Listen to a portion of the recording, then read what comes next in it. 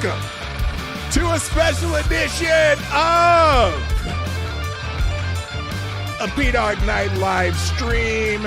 I know the music's loud. I want it that way because it's kind of funky. Anyway, Underwhelming. I was going to do this live this afternoon, but I didn't get home in time. But we're going to talk about it. And, I can't play the intro because this is not the Morning Night Live. So we're not even going to play the intro.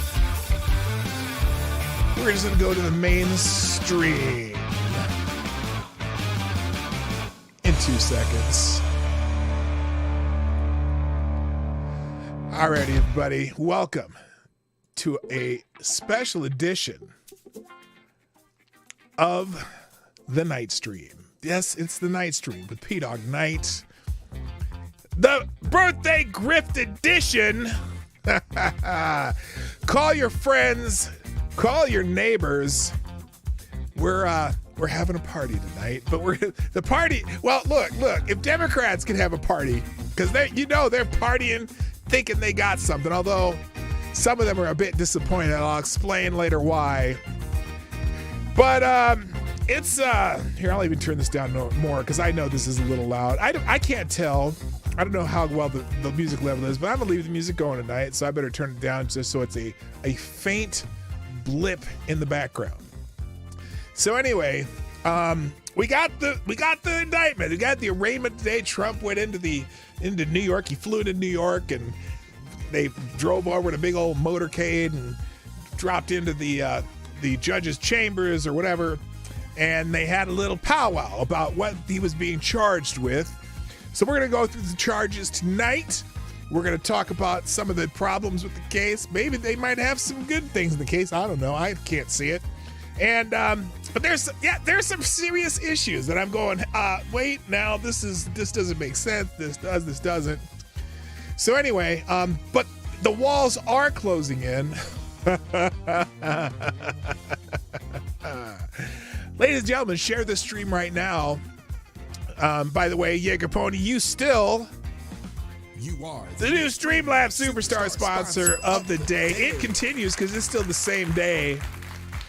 We are going to continue with the day. Hopefully, let's see, is everyone working on Rumble? Nobody's watching on Rumble. That's okay. I'm not even sure if Rumble's working. Let me look here. Let me see if Rumble's working. Looks like it, but that doesn't matter. Yeah, it's there. It's all good.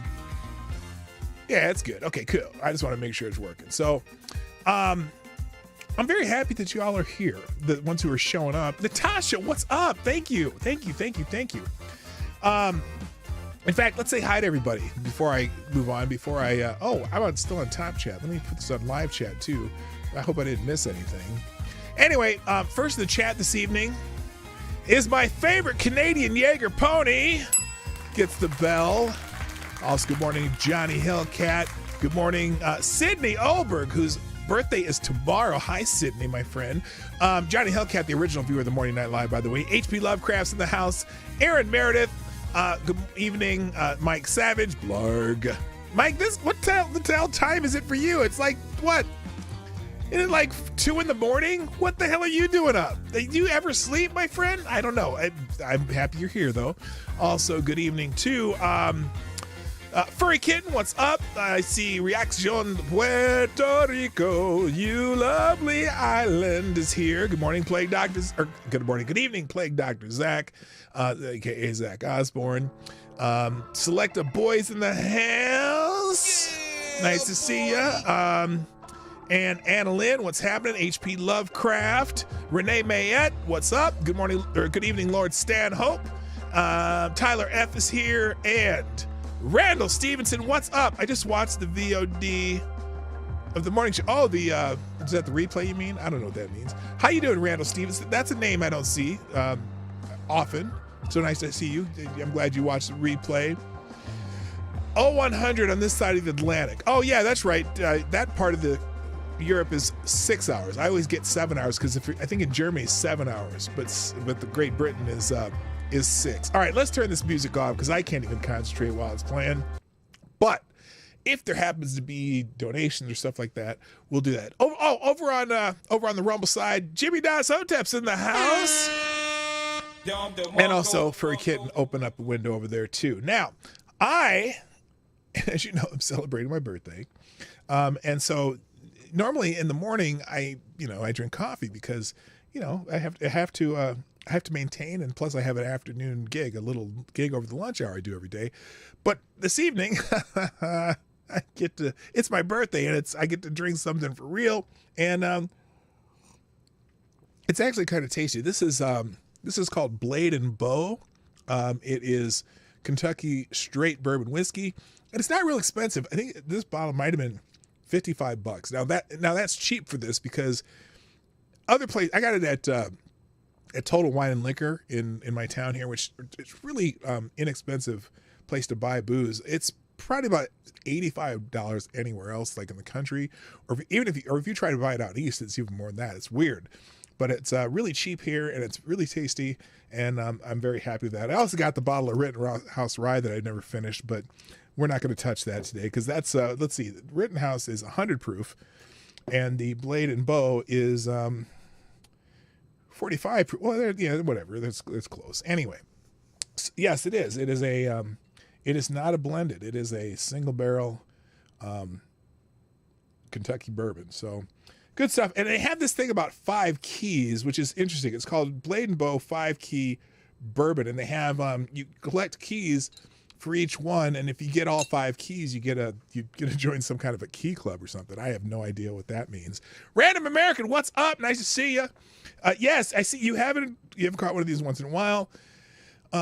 Yeah, this is one of those rare times I do something in the evening. So tonight, clearly, the biggest news on the planet is the what do you call it? The arraignment of Donald John Trump at the Manhattan District Attorney's section or whatever in Manhattan. And they had the arraignment. There wasn't a whole lot of big pomp circumstances. There were some protesters outside, both for and against Donald Trump. And it was weird because there was one point, and I don't know what's happening now. I'm going to have to find a live feed. But there was one point, like after the arraignment, Donald Trump's attorneys came out and did a little mini presser, and then Alvin Bragg did a presser in another place. And they had the protesters separated by which side they were on. The Trump supporters on one side and the Trump haters on the other side. Yes, thank you. I see. I got my DMs right here. Thank you, Reaction on Puerto Rico. And there was a point. They had barricades between them. The police kept barricades between them. And at one point, after the arraignment was done, and after the Trump team did their interview, and Trump was gone, they removed the barriers. And basically, I don't know, and basically let everyone just have at it. Now, I don't know what happened after they did that because I had some things to do. Lady Boomer took me out for a nice birthday meal. And so I don't know what happened after that. So if you've heard anything, I'm going to open up, I am going to open up a couple articles here. Hopefully I will be able to see if anything happened from that. Because it was almost like, remember in, you all remember in Charlottesville? So when that incident happened in Charlottesville, not the night the dickheads with the tiki torches were out there. Again, thank you, Reaction Puerto Rico, first sponsor of this particular stream. And I'm going to call, here's what it's going to be. Anytime there's a donation tonight, I have a special term for that. Reaction Puerto Rico. Thank you for the birthday bucks! Yeah! We got some birthday bucks! Thank you for sponsoring the show. Said, hi, Marty, check your DMs. Yes, I will check my DMs. I'm going to be weird tonight. I'm drinking. This is the first drink of the night.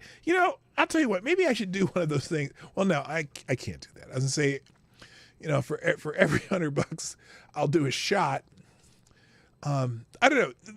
Should I do that? I don't know. There's not that many of you here, and I don't want to put pressure on you to give me money, but it is my birthday.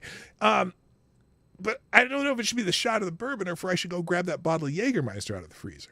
I haven't decided yet. Anyway, let's get back to what I was talking about. So the there was the indictment, right? The arraignment, excuse me.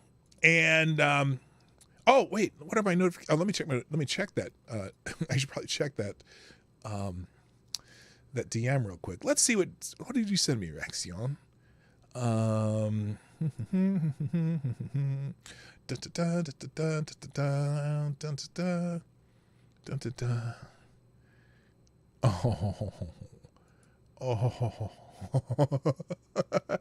So okay. I saw the hate that Van Jones. If you don't know who Van Jones is kind of a Democratic strategist. He was in the Obama administration. He's this black CNN commentator. But every once in a while, Van Jones just has a certain sensibility about him that isn't always necessarily towing the line, okay? He actually speaks his mind about certain things. And so Ed Krasenstein, our favorite lolcow of the show, tweeted something about Van Jones and about Andrea Mitchell. And so I'm thinking that you've left out something here, Reaction. And on Twitter, Reaction is Grampy Hotep. It's Reaction PR on here, right? It's spelled like he spells it here, except without the A. Oh, yes, he does put the A. Reaction PR is supposed to Puerto Rico. So he said, seems like Ed doesn't like when black men stray from the narrative, or women, because Ed Krasenstein is a little upset about Andrea Mitchell and Van Jones. What he says, what Andrea Mitchell and Van Jones and others don't understand. Oh, I'm sorry, I didn't use the Ed Krasenstein point. What Andrea Mitchell and Van Jones and others don't understand is that what Trump allegedly did was illegal. It was an illegal conspiracy involving fraudulent business filings to cover up damaging information that could have swung the election in his favor. In his favor or out of his favor, Ed? You maybe aren't paying attention to what you write. If he's not held accountable, future politicians will just do the same thing. If other New Yorkers did this, they would be held accountable too. Shut your lying pie hole, Ed. That's not true. It's not true, because there is a certain politician from New York, living in New York, that did something very, very similar to this. In fact, it was actually probably more illegal than anything Donald Trump did, because it was trying to supply herself some false information from Russians who she was colluding with, whether tangentially or on purpose or not. So anyway, Reaction, yes, he certainly doesn't like black people and women, clearly, because he's talking about Andrea Mitchell and Van Jones. In fact, aged black women. So he's an ageist, racist, and a sexist just for tweeting that tweet. Thank you, Reaction. Okay, so we have indictments, right? And Donald Trump has pled not guilty to 34 felony counts. 34, count them. 34 felony counts. Former President Donald Trump has pleaded not guilty to 34 felony counts of falsifying business records. Oh my goodness, felony falsifying of business records. How do you get to that? Well, we'll tell you. According to a source in the courtroom. Oh, and a source in the courtroom. After being indicted by the Manhattan grand jury last week. He is the first former U.S. president to be indicted. Oh, no. Well, I can't wait till we have the first trans black woman president that's indicted. Then it'll be a first for everybody. But that's not the point this evening. So we're going to talk about, now, this was their a long time ago clip. Now, CNN also provided Trump faces criminal charges in court after historic indictment.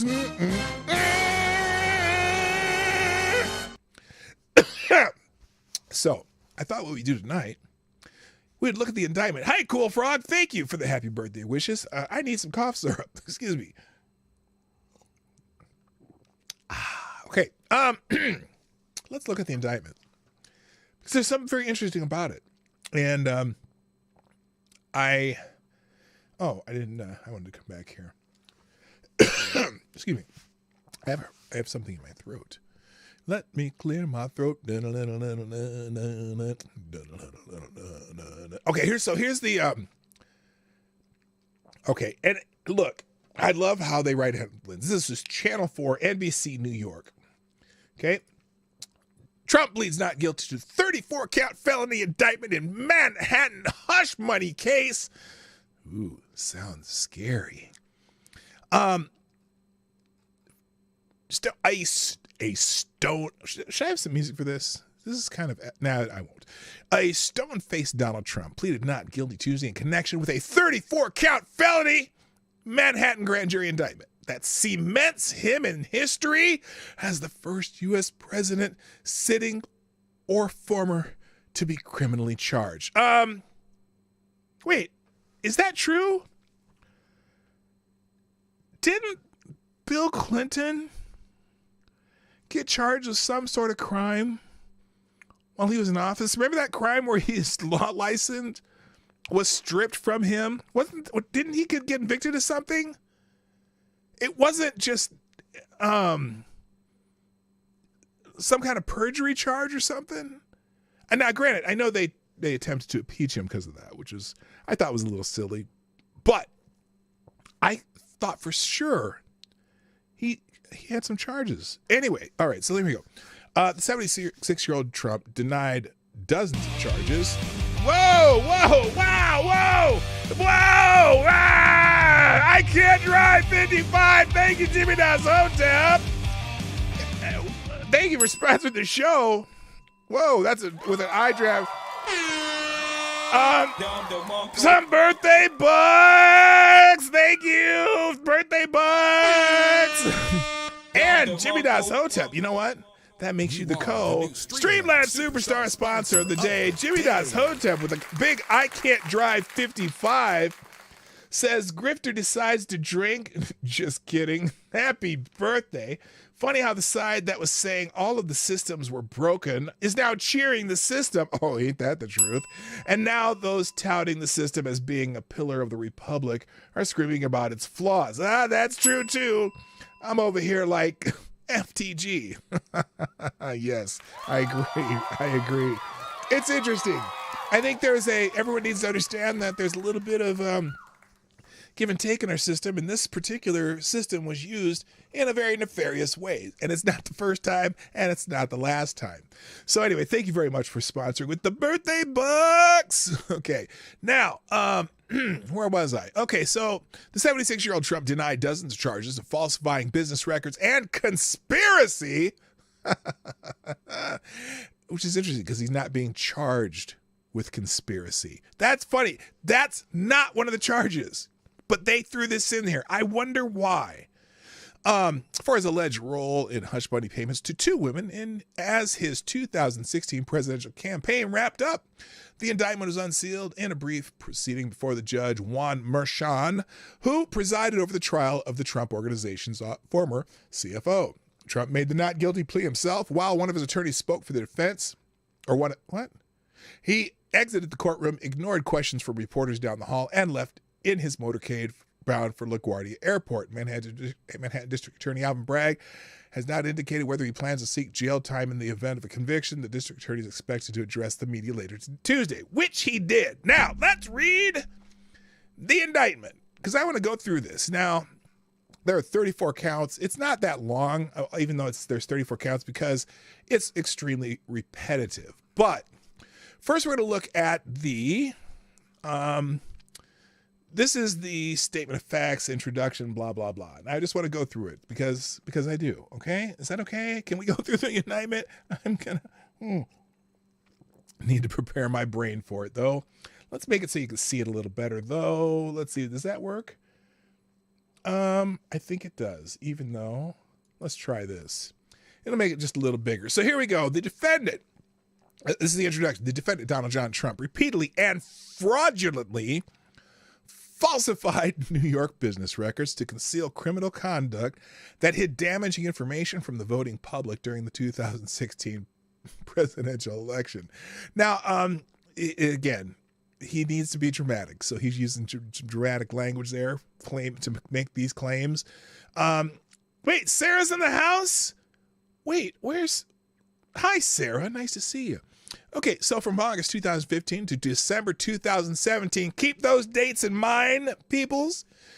The defendant orchestrated a scheme with others to influence the 2016 presidential election by identifying and purchasing negative information about him. Gee, wait a minute. That's the same thing Hillary Clinton did, except she bought it. She bought it from the Russians. Anyway, she laundered the money through a law firm, and she claimed it was legal services, something like that. Anyway, okay, so purchasing legal negative information about him to suppress its publication versus Hillary Clinton, who bought false negative information about Trump to try to throw an election with some illegal spy bought shit. Anyway, let's see. The defendant's electoral process.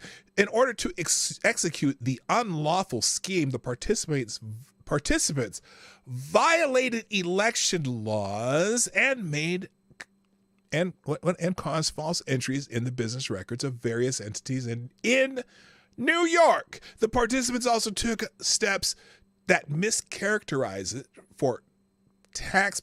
Wait a minute. The participants. There's only one person defendant here. That's interesting. The participants also took steps that mischaracterized for tax purposes the true nature of the payments made in furtherance of the scheme. Oh, I think they meant because Michael Cohen tried to claim the payments from Trump as income. That's interesting. One component of this scheme was that the defendants, at the defendant's request, a lawyer who then worked for the Trump Organization as special counsel to defendant, also known as Lawyer A, Michael Cohen, covertly paid $130,000 to an adult film actress shortly before the election to prevent her from publicizing a sexual encounter with the defendant. No. It wasn't covert. You know why it wasn't covertly? Because they had a signed NDA that accompanied the payment. So that's not covertly. It was overtly, as far as the two people involved with the payment was. Okay, a lawyer A, Michael Cohen, made the $130,000 payment through a shell corporation he set up and funded at a bank in Manhattan. Really? Was that on Donald Trump? What does that have to do with Donald Trump? That's Michael Cohen, who did this before. Anyway, this payment was illegal. How is it? No, it was not illegal. You'll have to convince them. You'll have to convince people. And Lawyer A, Michael Cohen, has since pleaded guilty to making an illegal campaign contribution and served time in prison. How could it be a campaign contribution if he was reimbursed for it? You make up your mind, Alvin. Okay, that's the wrong high-pitched voice, people. Okay, so whatever. And served time in prison. Further, false entries were made in New York business records to effectuate this payment, separate and apart from the New York business records used to conceal the payment. Okay. After the election, the defendant reimbursed Lawyer A, Michael Cohen, for the illegal payment through a series of monthly checks. And that's why there's 34 accounts. So there were 34 checks. So they're going to count each check as a separate count. The first from Donald J. Trump Revocable Trust, the defendant's trust, so personal account, a trust created under the laws of New York, which held the Trump Organization entity assets after the defendant was elected president, and then from the defendant's bank account. Wait, if it's the defendant's bank account? Okay, each check was processed by the Trump Organization, and each check was disguised as a payment for legal services rendered in a given month of 2017 pursuant to a retainer agreement. Payment records kept and maintained by the Trump Organization were false New York business records. The truth, there was no retainer agreement, and Michael Cohen, Lawyer A, was not being paid for legal services rendered in 2017. The defendant caused his entity's business records to be falsified to disguise his and others' criminal conduct. They haven't named the criminal conduct yet, though. The defendant is the beneficial owner of a collection of businesses and entities known by the trade name the Trump Organization. The Trump Organization comprises approximately 500 separate entities that, among others, business activities, own and manage hotels, golf courses, commercial real estate, condominium developments, and other properties. The Trump Organization is headquartered, blah, blah, blah. From approximately June 2015 to November 2016, the defendant was a candidate for the office of President of the United States. On January 20, 2017, he became President of the United States. Well, very, very good. Oh, Trump's taking the stage. Oh, no, wait, hang on. I got to open that up. Let me find that. Hold on. Trump's taking the stage. Maybe I'll find it on Twitter. Hang on a second. Let's see what Donald Trump says tonight. Let's find Donald Trump. I bet I can find it on Twitter faster. Donald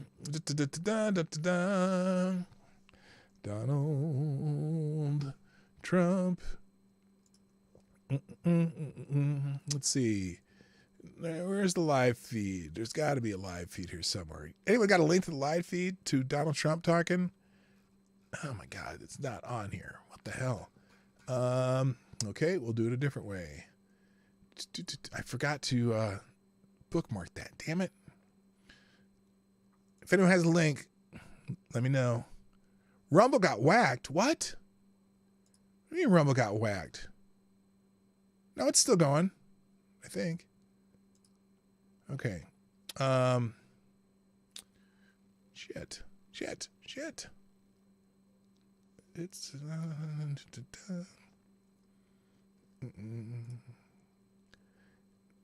shit.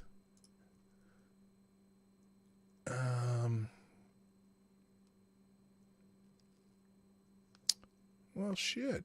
NBC News and YouTube. They're kind of freaky about you. Oh, Rumble down, network error every stream. Because I was going to use. Oh, shoot. Here, I know where I can do it. Damn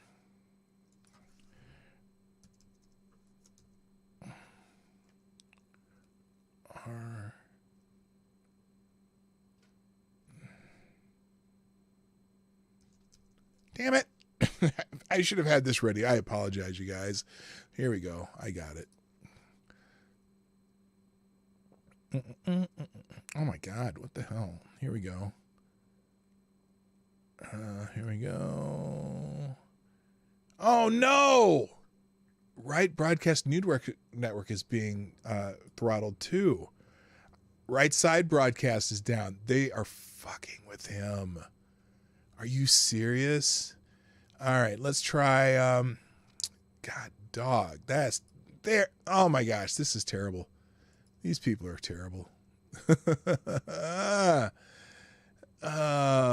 No, it's the accusation of the crime that makes it a crime when done in conjunction with the mistake. No, it's not. Oh my God, someone's trying to lawyer me. Look, I got retweeted by Robert Barnes on this. Let's see here. Let's see if we can do Trump speech. TRUMP speech, and let's see if we can find it.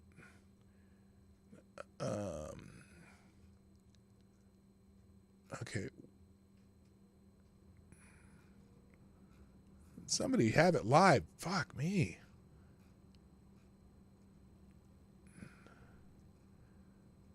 Okay, this guy's at Mar-a-Lago, but that's not live. Okay, let's try this. Oh, this is killing me.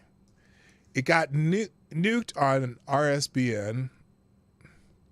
Oh, Rumble's back up. RSBN's fine on Rumble. Okay, let's try that. Right Side Broadcast Network. Here we go. All right, guys. Sorry about that. Here we go. Maybe. Oh, wait. I'm getting nothing. It says it's live, but it seems to be struggling. Hi, Resolute Germ, by the way, and JB. What's up? Okay, that's not it. Let's try this. This is really annoying.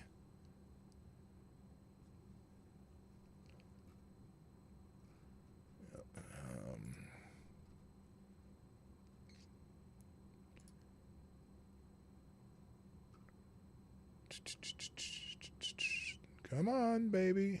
Come on. Sorry, that page is missing.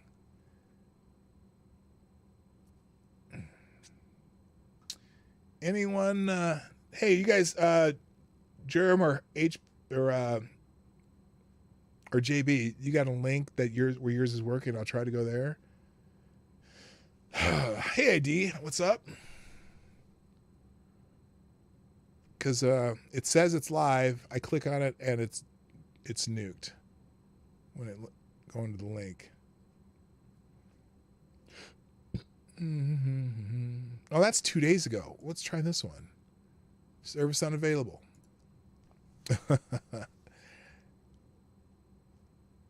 Well, HB showing it. All right, let's try HB.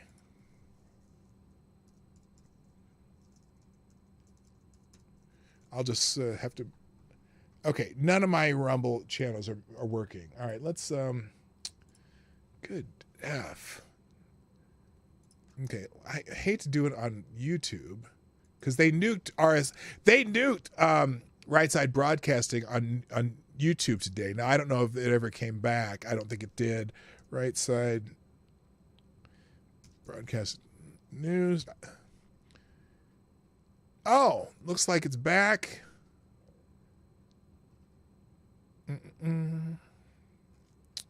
Live. Nope. they suspended them on YouTube. You got to be kidding. Okay, let's try AD's link here. All right. There we go. Appropriately said, because nothing was said wrong. In fact, at the end of the call, we agreed to continue our conversation about election fraud and election fraud. Okay, here's the problem. Georgia, at a later time, many people on the phone, including lots of lawyers, nobody found anything wrong with that perfect call until a book promotion tour many months later. Sounds like he's talking about his. I remember Trump making a call. Let's look at that. This fake case was brought only to interfere with the upcoming 2024 election, and it should be dropped immediately. Okay, I don't know which call he's talking about, but we'll find out. Then you have a radical left lunatic known as a bomb thrower who is harassing hundreds of my people day after day over the boxes hoax. You know, the boxes hoax. Oh, he's talking about hoaxes? As we call it. What are the boxes? Just so everyone knows, I come under what's known as the Presidential Records Act, which was designed and approved by Congress long ago. He's talking about the classified documents. Under the Act, I'm supposed to negotiate with NARA, the National Archives and Records Administration, which as of this date is a radical left troublemaking organization that red flags the Constitution of the United States and the Bill of Rights as dangerous and triggering. Can you imagine? This is what we have to deal with.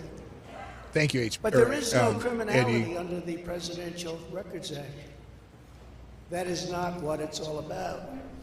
We were negotiating in very good faith, proper way, in order to return some or all of the documents that I openly and in very plain sight brought with me to Mar-a-Lago from our beautiful White House, just as virtually every other president has done in the past.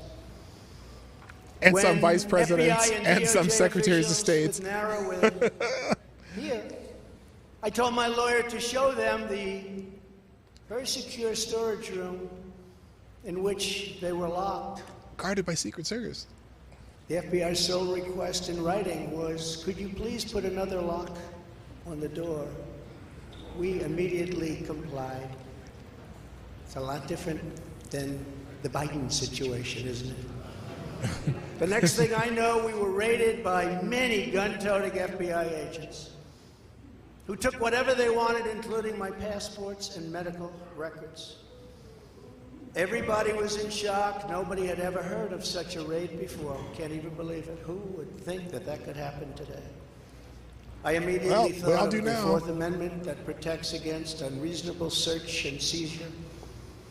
But they did it anyway because our justice system has become lawless.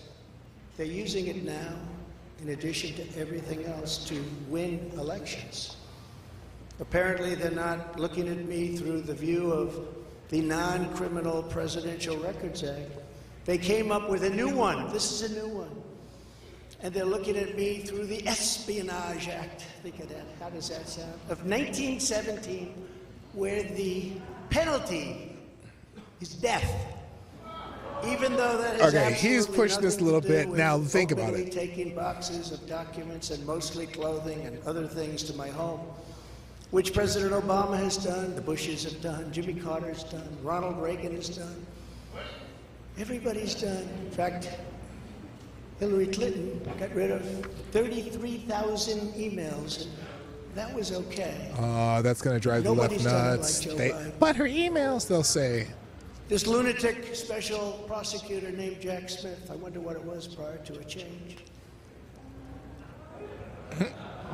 who others of his ilk say he's even worse than they are, is only looking at Trump, yet Joe Biden took massive amounts more documents, even removed many boxes to Chinatown.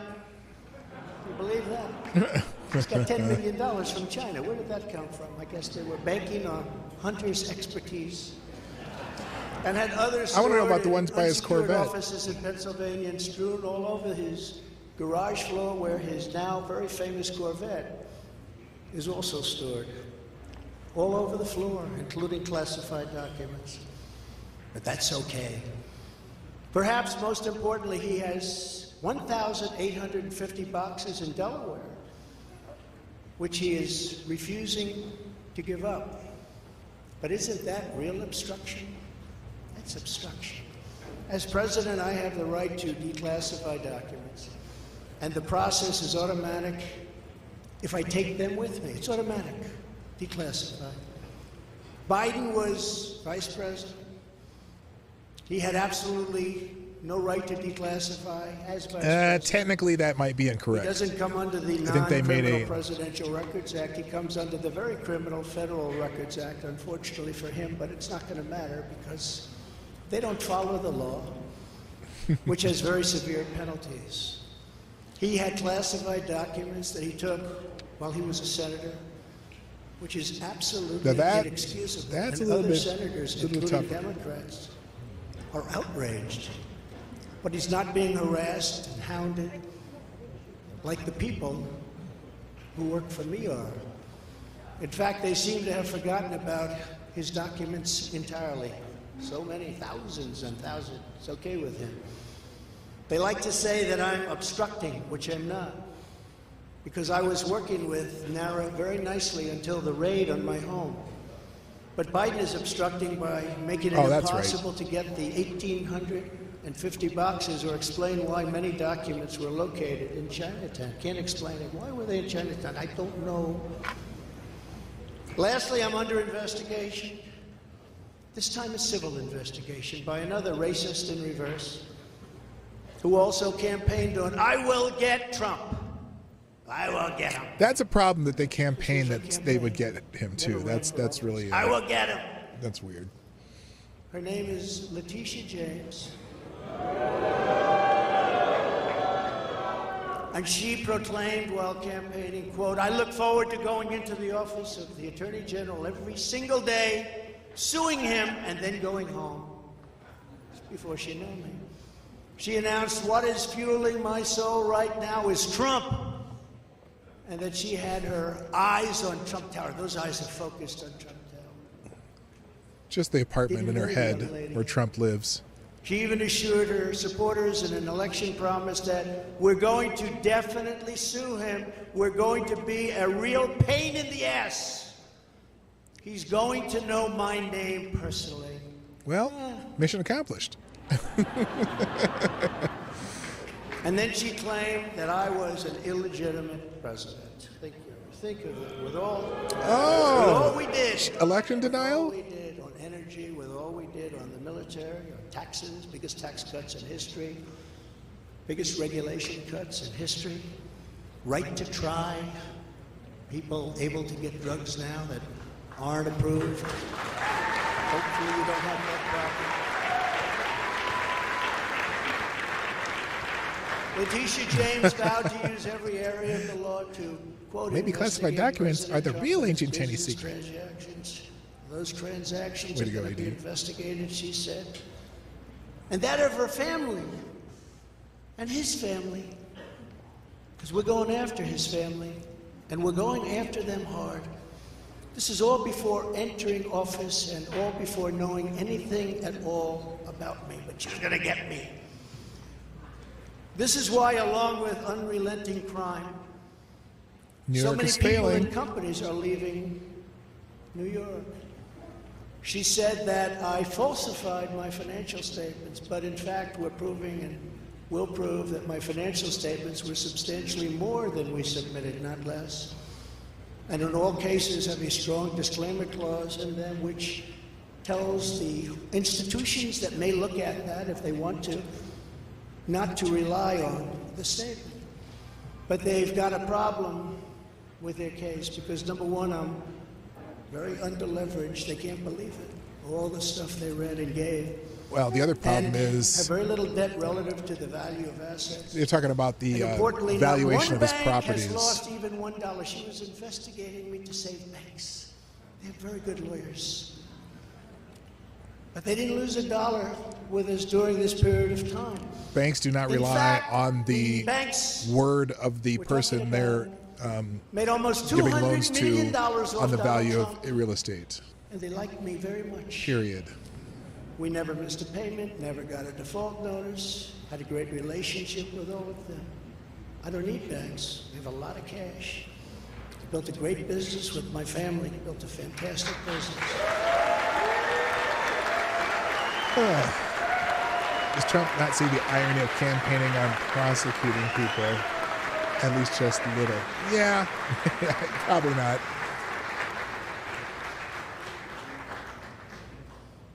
I have a son here who's done a great job, and I have another son here who's done a great job.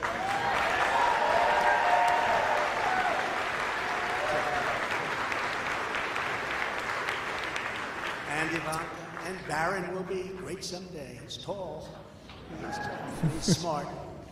But I have a great family, and they've done a fantastic job, and we appreciate it very much. They've done good.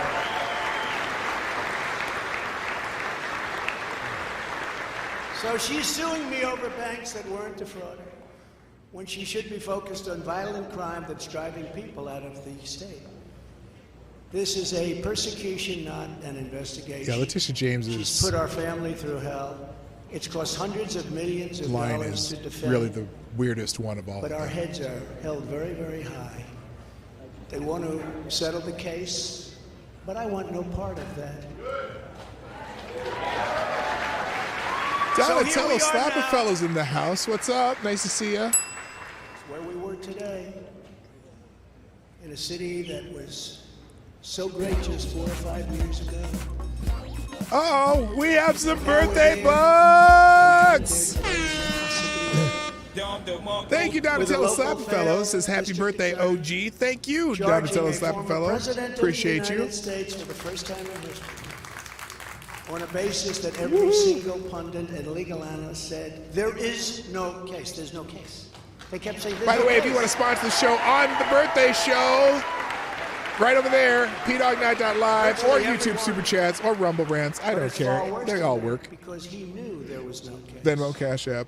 That's why last week he delayed for a month and then immediately took that back and threw this ridiculous indictment together. Came out today, everybody said, this is not really an indictment, there's nothing here. My lawyers came to me and they said, there's nothing here, they're not even saying what you did. The criminal is the district attorney because he illegally leaked massive amounts of grand jury information. Oh, now he's got to be careful with stuff like this. For which he should be prosecuted. Because or at a minimum, he can't should prove resign.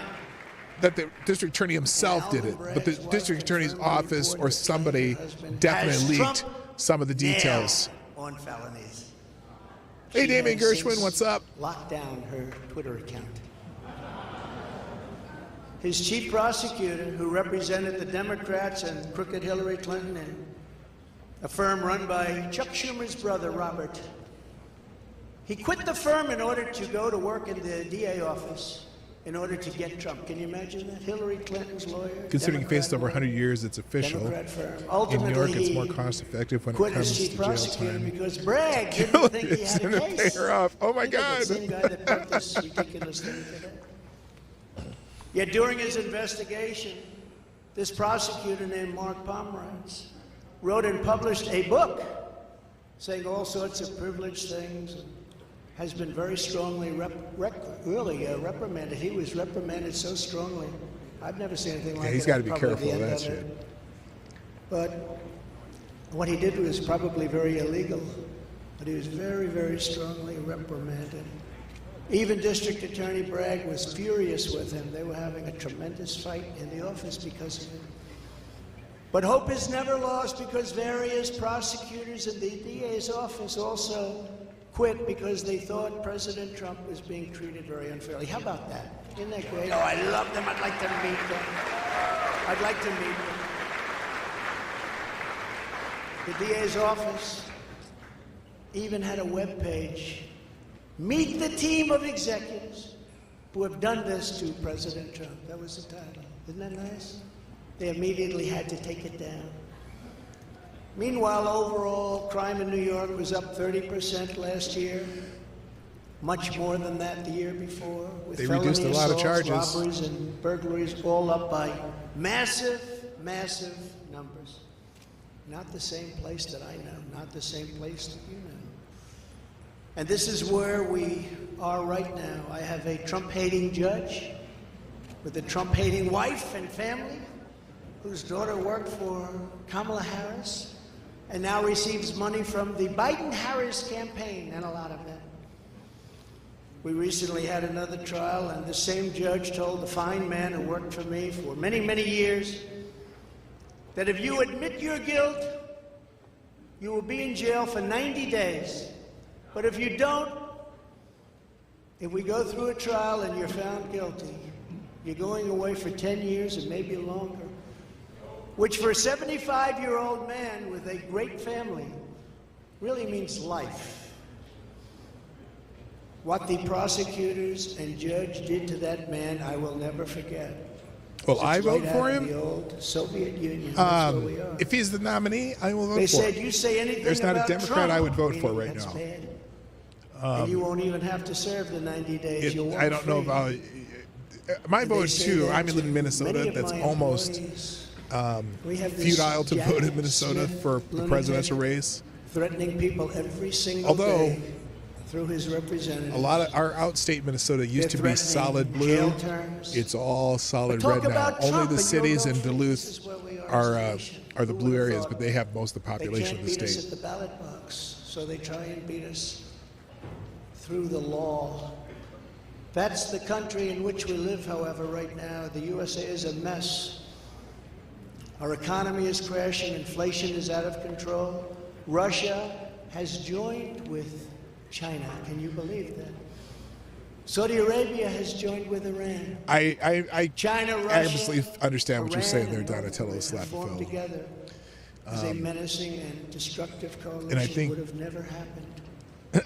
The media of death is running a strong campaign this time around, though. Nor would Russia Yeah, attacking I mean, Ukraine have happened. All of those lives would be to be saved. perfectly All of honest, those beautiful I don't cities think, would be standing. Our currency is crashing and will soon no longer Trump be would the be a world standard, productive which will be our choice greatest for defeat, president. frankly, in 200 years. There will be Because no I don't defeat think- like that. I still will take us away don't from think he being can bring in a even a staff great that power. can. If you took the 5 worst loyal presidents to him. in the history of the United States It hasn't worked. and added and, them up, You know, they would not unless he have came in done and cleaned near the house destruction to our completely, country like as in a lot Joe of Biden areas and of the Biden federal administration bureaucracy. have done. I don't think it'd be worth it. That's the one thing that I think DeSantis can do. He can bring his entire team from Incredibly, Florida we are now and- a failing nation. and We are a nation in be decline. successful. But I don't And know now if these DeSantis can radical beat left Trump in lunatics want the to primaries. interfere That's with the other our problem. elections by using law enforcement. We can't let that happen.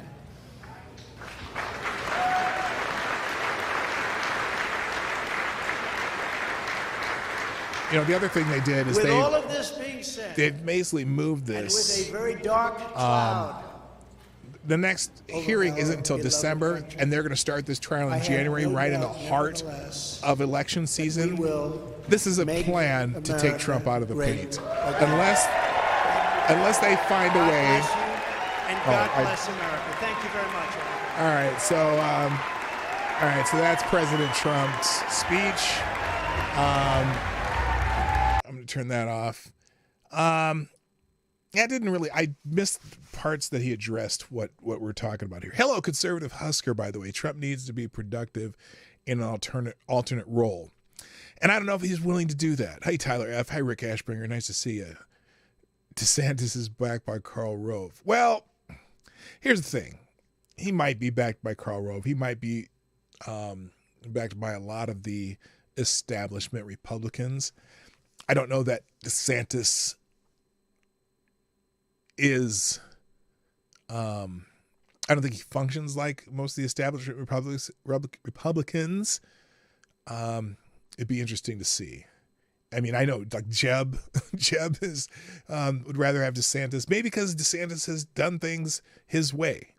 Now I do have some problems with DeSantis too, because he has a little bit of authoritarian streak in him, and I don't necessarily like that either. Policy wise, I'm very comfortable with him. Policy wise, I'm comfortable with Trump if he sticks to policy. But if he has to spend 4 years just defending himself against bullshit, that's not going to be good either. So I don't know. I'm not voting for any Democrats. Let's put it that way. All right, let's move on back to this indictment. And I'm gonna try to go through it a little quicker since I was taking a long time. By the way, if you just got here, I'm having a little Blade and Bow, which is a nice Kentucky straight bourbon whiskey. It's very nice and very smooth, almost a little sweet. It's very good though. So anyway, let's get back into this. Okay. Let's see. Let's fit this in here. All right. So here's how they define the so-called scheme. Hey, Data Wasteland, I see you. Since he's in a criminal proceeding, at any time they can issue a search warrant for his phone records, emails, and phones. I mean, there's all kinds of things they can do to him just to mess with him. This, I mean, they've essentially got him on the paint, unless his defense team finds a way to really to get this case dismissed. But the problem is there's no one who's interested in being on his side in New York. And it's not about being on his side, but the judge in that case, unless they get him to recuse himself, he's not going to dismiss it because it's political. It's not an actual criminal case. Anyway, so here's the scheme that they say they did. During the furtherance of his candidacy for president, the defendant and others agreed to identify to suppress negative stories about him. Gee, I can't imagine ever there being a candidate on the planet who would agree to identify and suppress negative stories about them. Gosh, I don't know who would ever do that. I've never heard of that in the history of politics.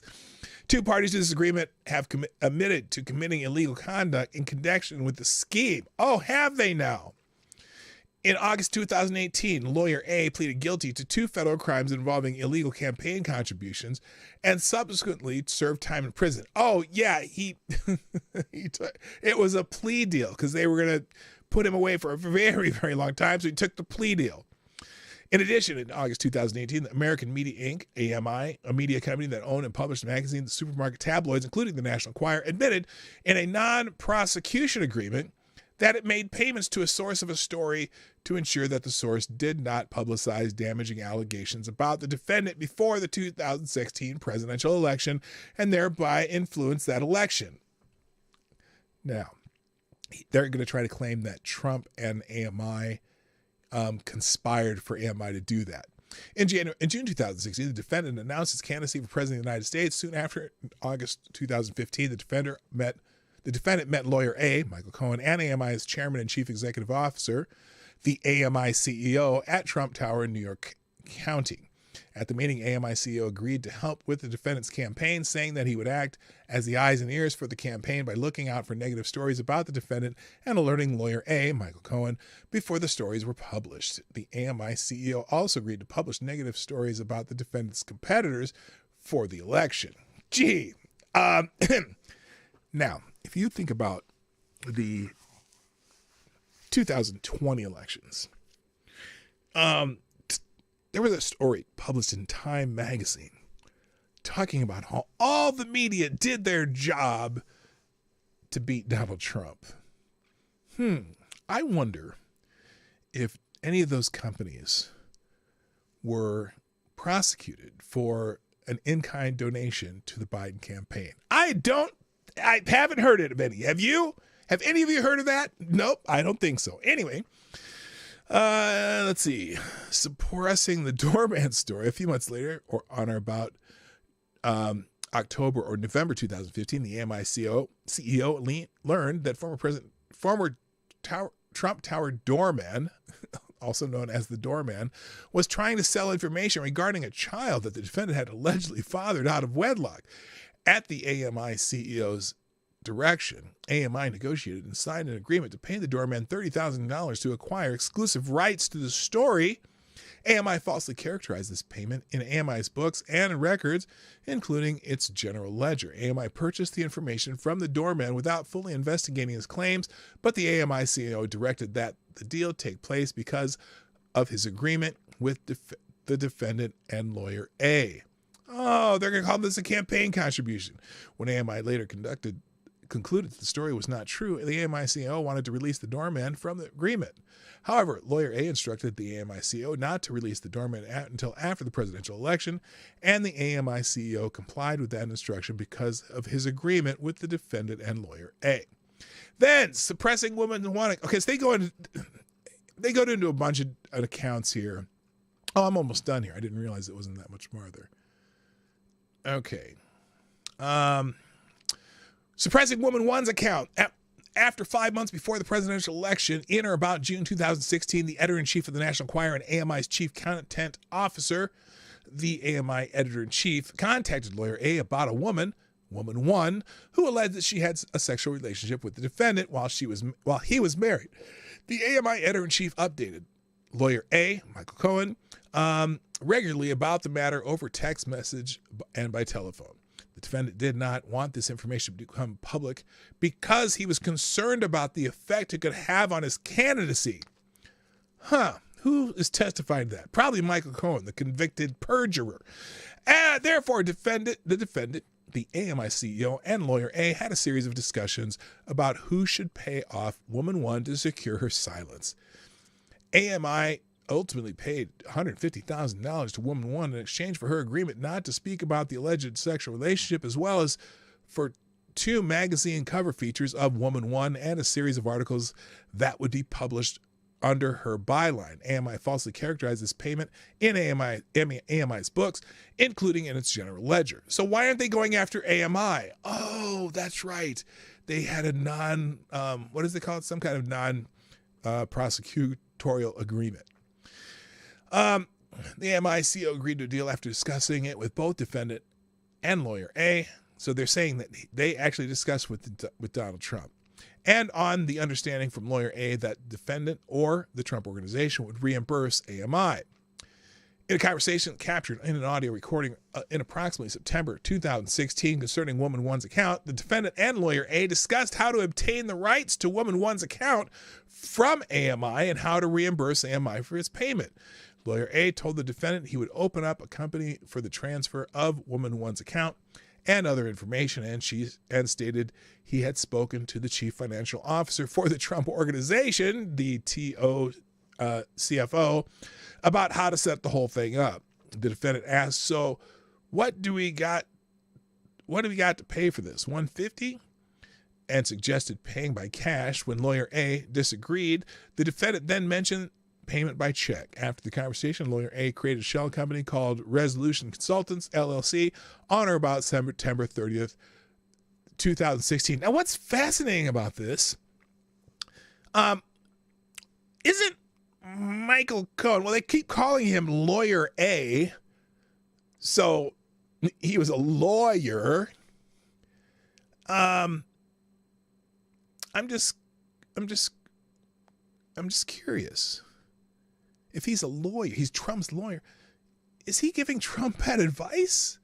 I mean, what's the deal here? I think maybe Trump could sue him for malpractice. Anyway, less than 2 months before the election, on or about September 30th, 2016, the AMI CEO signed an agreement in which AMI agreed to transfer the rights to Women One's account to Lawyer A's shell company for $125,000. However, after the signed agreement was signed, but before the reimbursement took place, the AMI CEO consulted with AMI's general counsel and then told Lawyer A that the deal to transfer the rights to Lawyer A's shell company was off. Got canceled. Now, about 1 month before the election, this is suppressing Woman 2's account, about 1 month before the election, on or about October 7, 2016, news broke that the defendant had been caught on tape saying that the host of Access Hollywood, why is this part of this? Wait, what the hell does this have to do with anything in this lawsuit? See, the purpose of this lawsuit is to embarrass Trump and to dredge up the same shit that they tried to get him on in the 2016 election. So anyway, this is interesting. About 1 month before the election, on or about October 7th, news broke that the defendant had been caught on tape saying to the host of Access, wait a minute. The other part about this, he did not say it on October 7th. The news broke of the story of something that happened 10 years earlier. Remember that. That he saying to the host of Access Hollywood, quote, I just start kissing them. It's like a magnet. Just kiss. I don't even wait. And when you're a star, they let you do it. Key phrase. You can do anything. Grab them by the pussy. They put genitals in here. You can do anything. The evidence shows that both the defendant and his campaign staff were concerned that the tape would harm his viability as a candidate and reduce his standing with female voters in particular. Shortly after the Access Hollywood tape became public, the AMI editor-in-chief contacted the AMI CEO about another woman 2, who alleged she had a sexual encounter with the defendant while he was married. The AMI CEO told the AMI editor-in-chief to notify Lawyer A, Michael Cohen. By the way, I think Woman 2 might happen to be that porn star chick, Stormy Daniels, you know. Hey, Robert Banks, what's up? On or about, so what the hell was the purpose of the Access Hollywood part of this? It's not part of the case at all. It has nothing to do with anything. They just brought it in there because then they can get it in a court record. Unbelievable. Because there doesn't seem to be any reason for that being part of this case. Shortly after the accident, Woman 2 alleged sexual contact. On or about October 10, 2016, the AMI editor-in-chief connected with Lawyer A with Woman 2's lawyer, Lawyer B. Lawyer A then negotiated a deal with Lawyer B to secure the Woman 2's silence and prevent disclosure of the damaging information in the weeks before the presidential election. Wait a minute. They negotiated a deal, non-disclosure agreement, to secure the woman's silence and prevent disclosure of the damaging information. Under the deal that Lawyer B negotiated, Woman 2 would be paid $130,000 for rights to her account.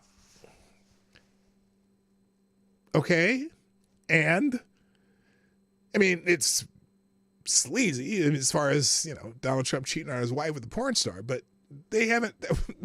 They're going to find a way to make this part of the felony. Sinatra raid, right on. Did he send people over here? How many people are watching? I don't even know. Anyway. All right. So the defendant directed Lawyer A to delay making the payment to Woman 2 as long as possible. He instructed Lawyer A that if they could delay the payment until after the election, they could avoid paying altogether, because at that point, it would not matter if the story became public, as reflected in emails and text messages between and among Lawyer A, Lawyer B, the AMI editor-in-chief. Lawyer A attempted to delay making the payment as long as possible. Interesting. I'm not so sure about this. Ultimately, with pressure mounting and the election approaching, the defendant agreed to the payoff and directed Lawyer A to proceed. Lawyer A discussed the deal with defendant and the TO CFO, the Trump Organization CFO. The defendant did not want to make the $130,000 payment himself and asked Lawyer A and the TO CFO, Trump Organization CFO, to find a way to make the payment. After discussing various payments options with the Trump Organization CFO, Lawyer A, Michael Cohen, agreed he would make the payment. Before making the payment, Michael Cohen confirmed with the defendant that defendant would pay him back. Okay.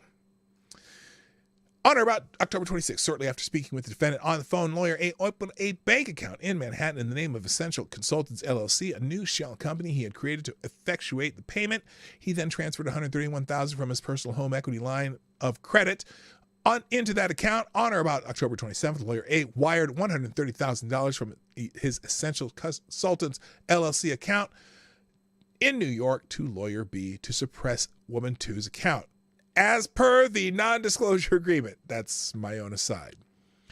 Then there was post-election communications with AMI CEO. On November 8, 2016, the defendant won the presidential election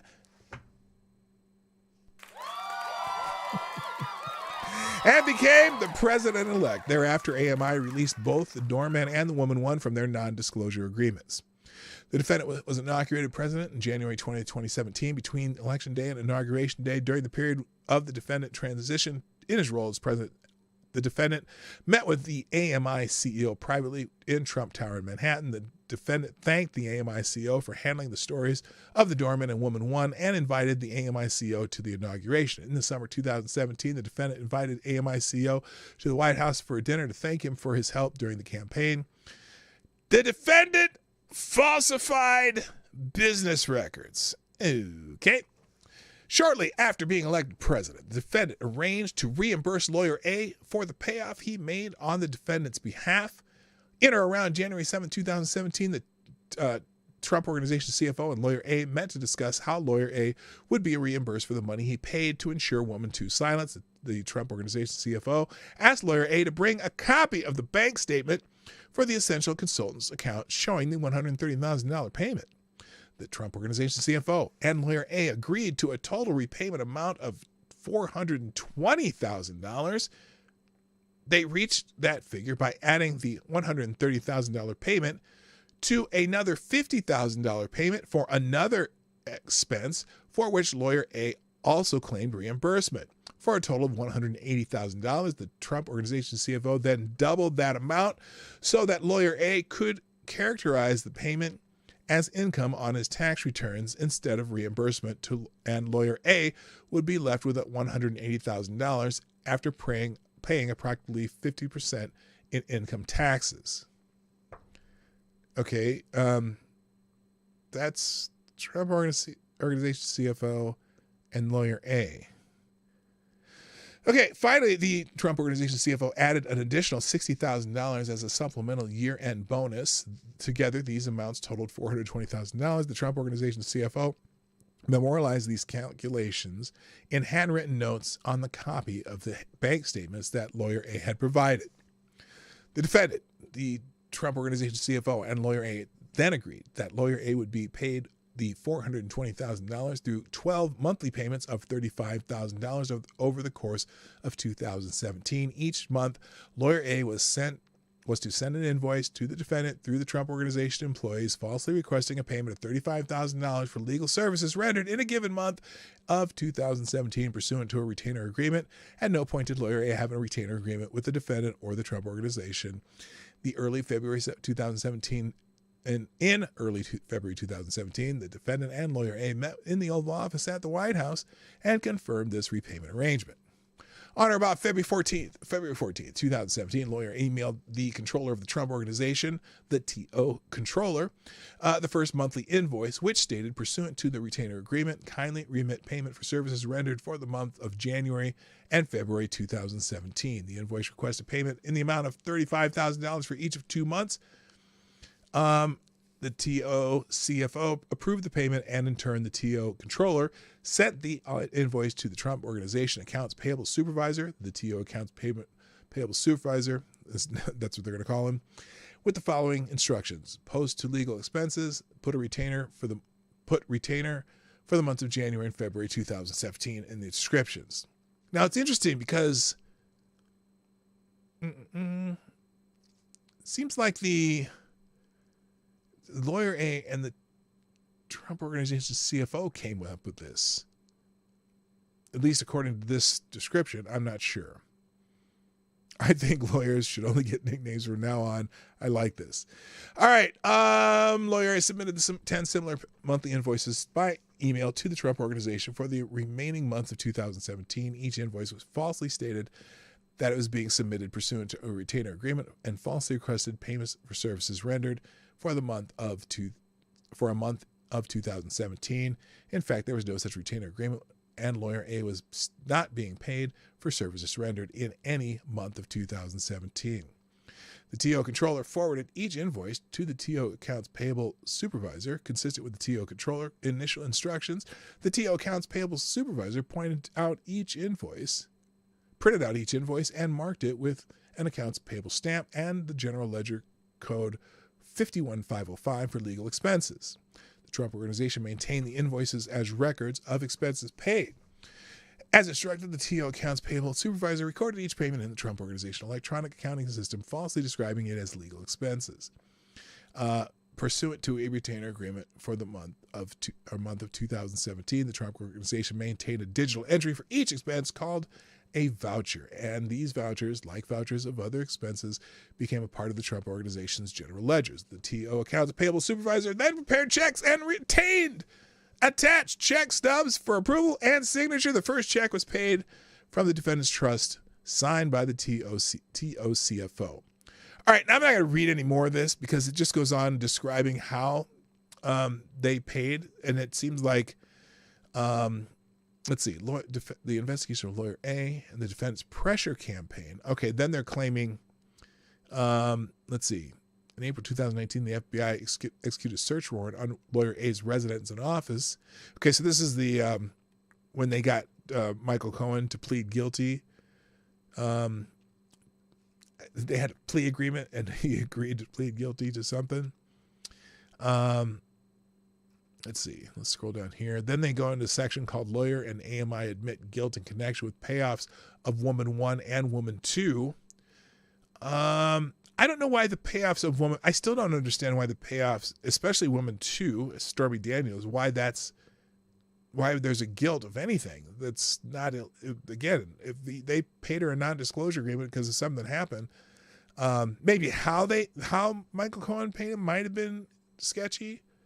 But the actual act was not illegal. Then they go down here. Let's see. Lawyer A pleaded guilty to a felony in connection with his role in AMI's payoff to Woman 1, admitting in his guilty plea that he had done so at the defendant's direction. Yeah, that was part of the plea agreement.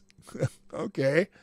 Lawyer also pleaded guilty to a felony in connection with his payoffs to Woman 2 to secure her silence. Again, at the defendant's direction. Okay. That's the one why would he have pled guilty to that? I don't know. So, and then that's Alvin Bragg, attorney. Okay. Now, let's go to the charges, though, because what's interesting, and this won't take very long because it's extremely repetitive.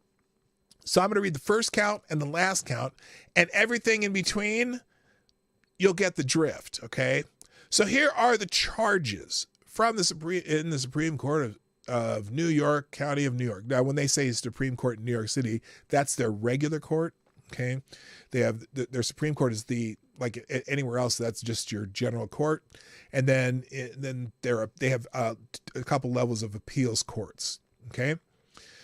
So the grand jury of the County of New York, by this indictment, accuses the defendant of the crime of falsifying business records in the first degree. Now, I'll explain that in a minute because there's some definitions here we'll get to. But you read the first count, you read the last count, every count in between reads almost exactly the same.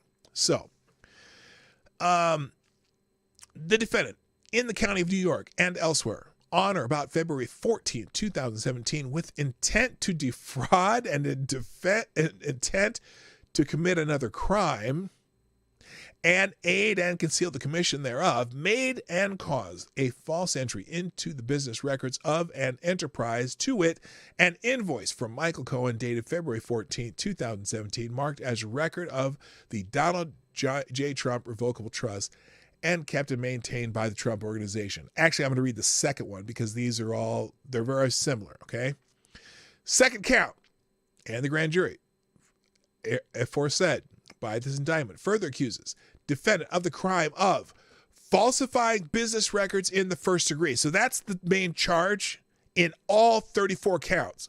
Falsifying business records in the first degree in violation of Penal Law 175.10, committed as follows. The defendant of the county of New York and elsewhere on or about February 14th, 2017, with the intent to defraud and intent to commit another crime and aid and conceal the commission of thereof, made and caused a false entry of business records, enterprise, to wit, entry, blah, blah, blah, blah, blah. Same thing as the first count. Now let's go to the last count because everything in between is exactly the same. So let's go to count 34. Way down here, because everything in between, they all read exactly the same. All 34 counts are the same crime with different dates or incidents. So count 34, way down here. 33rd, here's 34.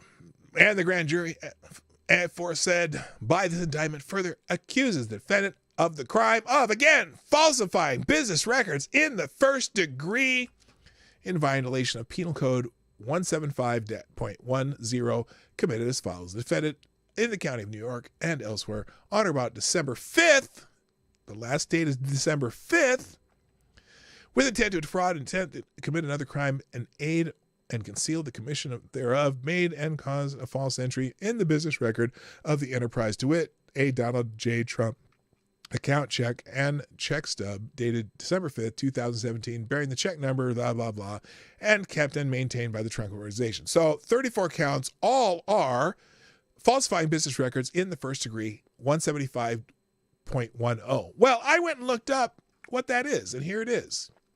Section 175.10, falsifying business records in the first degree. Okay, here we go. A person is guilty of falsifying business records in the first degree when he commits the crime of falsifying business records in the second degree, which second degree is a misdemeanor. First degree is a felony, okay? And when his intent is to defraud, includes an intent to commit another crime or to aid or conceal the commission thereof. So there has to be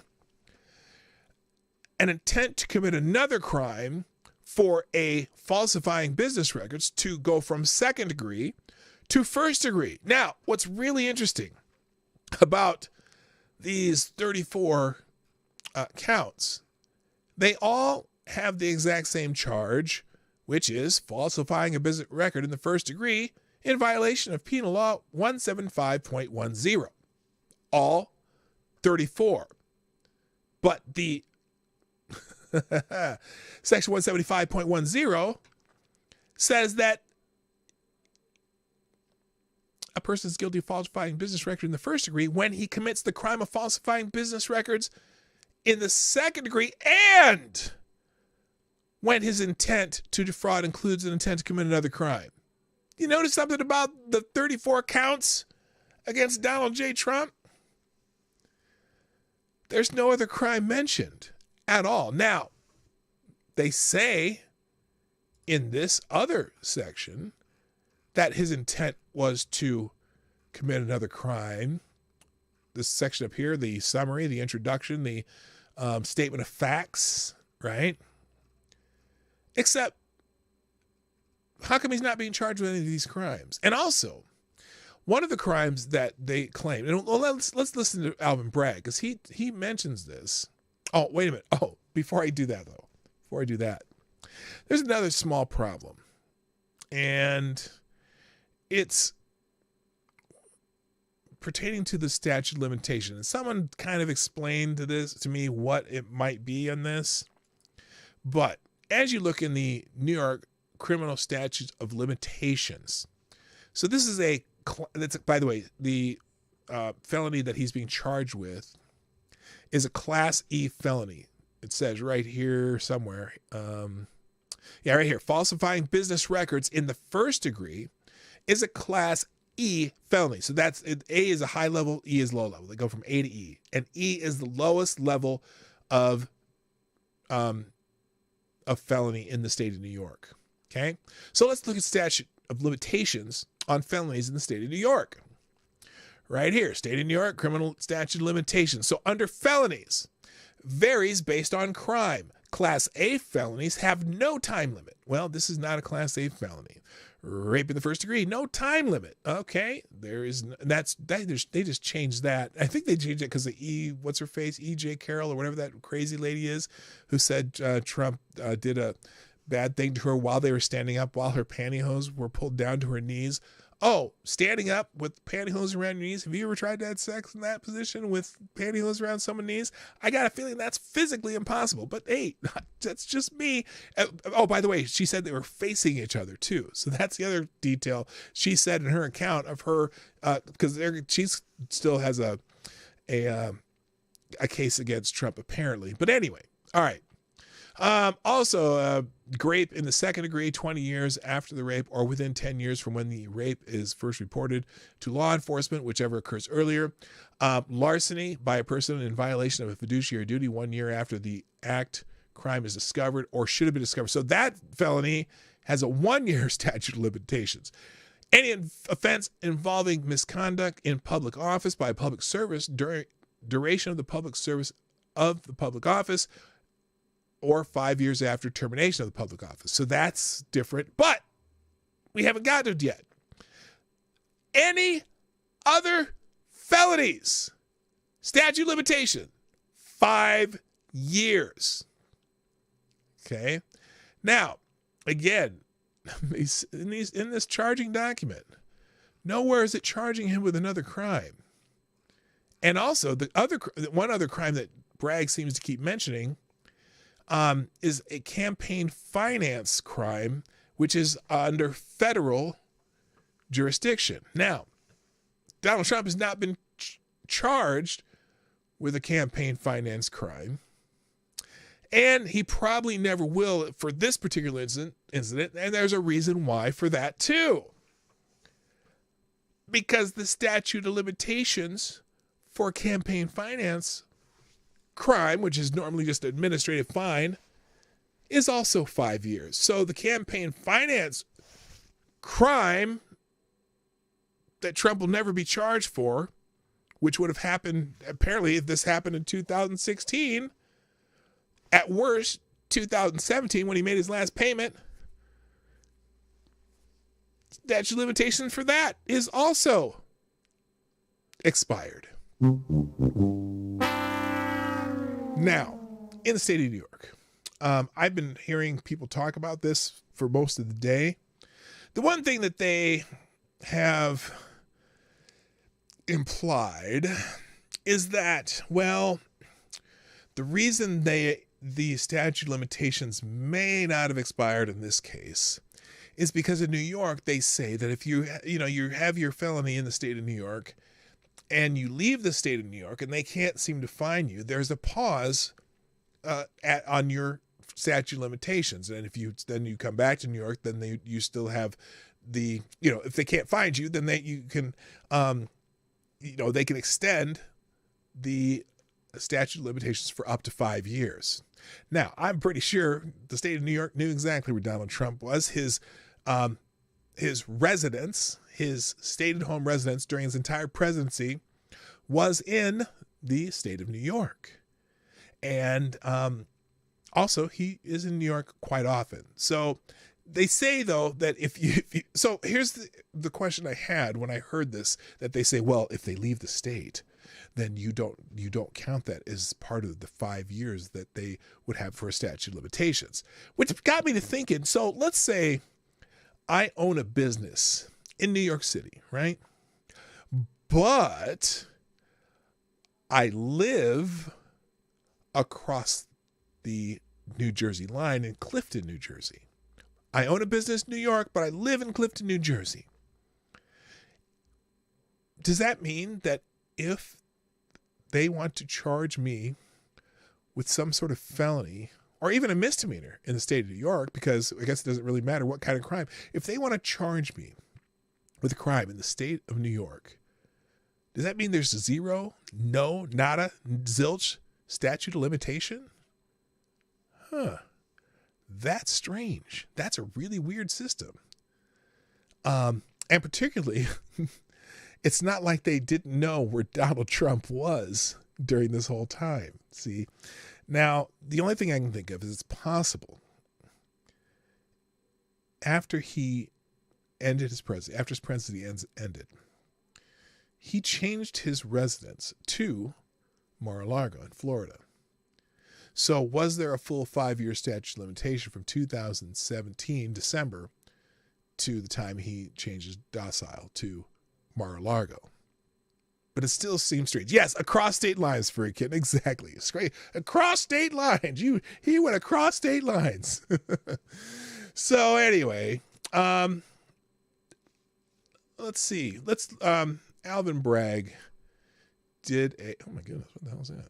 Alvin Bragg did a press conference. We'll watch a little bit of that. It's not very long. And he took some questions afterwards. So this is Alvin Bragg. And not to be confused with Alvin and the Chipmunks. All right, here we go. Oh, mute. There we go. Good afternoon. Good afternoon, Alvin. Thank you for joining us here today. Yes. I'm glad to be here. Earlier this afternoon, Donald Trump was arraigned on a New York Supreme Court indictment returned by a Manhattan grand jury on 34 felony counts. And I know you're giddy. I know you were jerking it back in the break room before you came out to talk. Under New York state law, it is a felony. Hi, Sparks. How you doing? Business records. Fresh from the Tucker Tuesday stream. Oh my gosh, I'm getting a Sinatra raid too. Awesome. That is exactly what this case is about. Who is the other raid from? 34 false statements. Nice to have you drop in, made man. to cover up other crimes. Made to These cover are felony up crimes in New York State. Now, again, he says they were made to cover up other crimes, except he's not charging Trump with any of these other crimes. I think one of the reporters might ask him that afterwards. No matter who you are. He looks like a pudgy Michael Dyson. He kind of does. Normalize serious criminal conduct. Oh, wait a minute. We cannot and will not normalize criminal conduct? Aren't you the prosecutor in New York that has reduced charges on over 50% of violent crimes in New York? You've reduced the charges from felonies to misdemeanors? Is that you, Alvin Bragg? Just curious. The defendant repeatedly made false statements on New York business records. He also caused others to make false statements. Did he? Interesting. The defendant claimed that he was paying Michael Cohen for legal services performed in 2017. Yeah, it kind of was. This simply was not true. And it was a false statement that the defendant made. And quick, check to see if Stormy's hiding on the podium. 2017. That's a good question there, Sarah. April, May, June, and so on. So the way they come up with 34 counts is they count every single payment as a separate count. The defendant held documents in his hand containing this key lie. He that touched he was paying them. Michael Cohen Touch for me legal in the services performed in morning. 2017. And he personally signed checks more bourbon. for payments to Michael Cohen for each of these 9 months.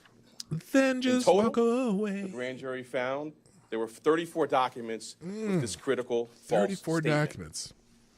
Each one a separate count. Did Donald Trump repeatedly make these false statements? Because he didn't want his wife to know he fucked the hooker. He did so or excuse me, a to cover up slut. I mean, crimes relating porn star. to the 2016 election.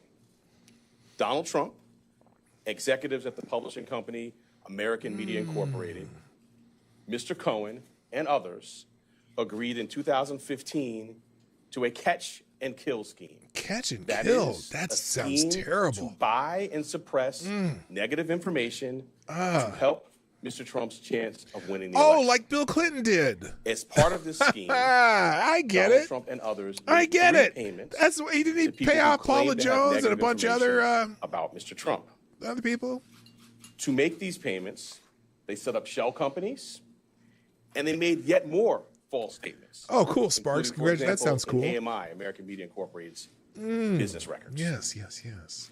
One of the 3 people Dog they paid Frapple.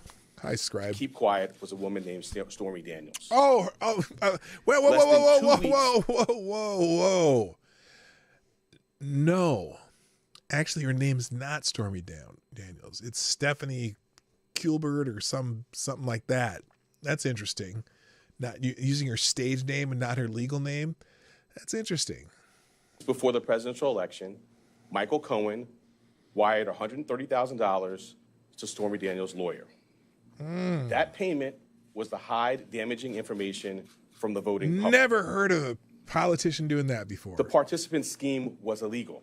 Was it? The scheme violated New York election law. Which Oh, makes it New a York crime election to law now. conspire to promote a candidacy by unlawful means. What? How is it promoting his candidacy? Interesting. How does it promote his candidacy? Hey, Jordan, what's up? How does it promote his candidacy? How does that? Now, maybe it's certainly hush money, right? It's a non-disclosure agreement. How does it promote his candidacy, though? By illegal means. He didn't use this to promote his candidacy. Interesting. The $130,000 wire payment exceeded the federal campaign contribution cap. Sarah. And the false statements in AMI's books violated New York law. Okay, but that's not Donald Trump. He's not AMI. That is why Mr. Trump made false statements about his payments to Mr. Cohen. He could not simply say, Yeah, because you just couldn't write it out of the house checking account. Hey, honey, Melania Trump, honey, what are these payments of $35,000 to Michael Cohen for out of your personal account? Yeah, don't know. that the payments were a reimbursement for Mr. Cohen's payments. Well, not all of it, because to it was Stormy Daniels. $420,000. To do so, to make that, Wait a minute. So, in fact, the additional money was paying Michael Cohen for his services, right? That's why they gave him the extra money, and they gave him a bonus even? I'm trying to understand this. true statement would have been Cannon to omit tap! a crime. So instead, Mr. Trump said that he was paying Mr. Cohen for fictitious legal services in 2017.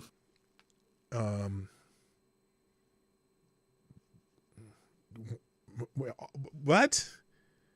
Fictitious legal services.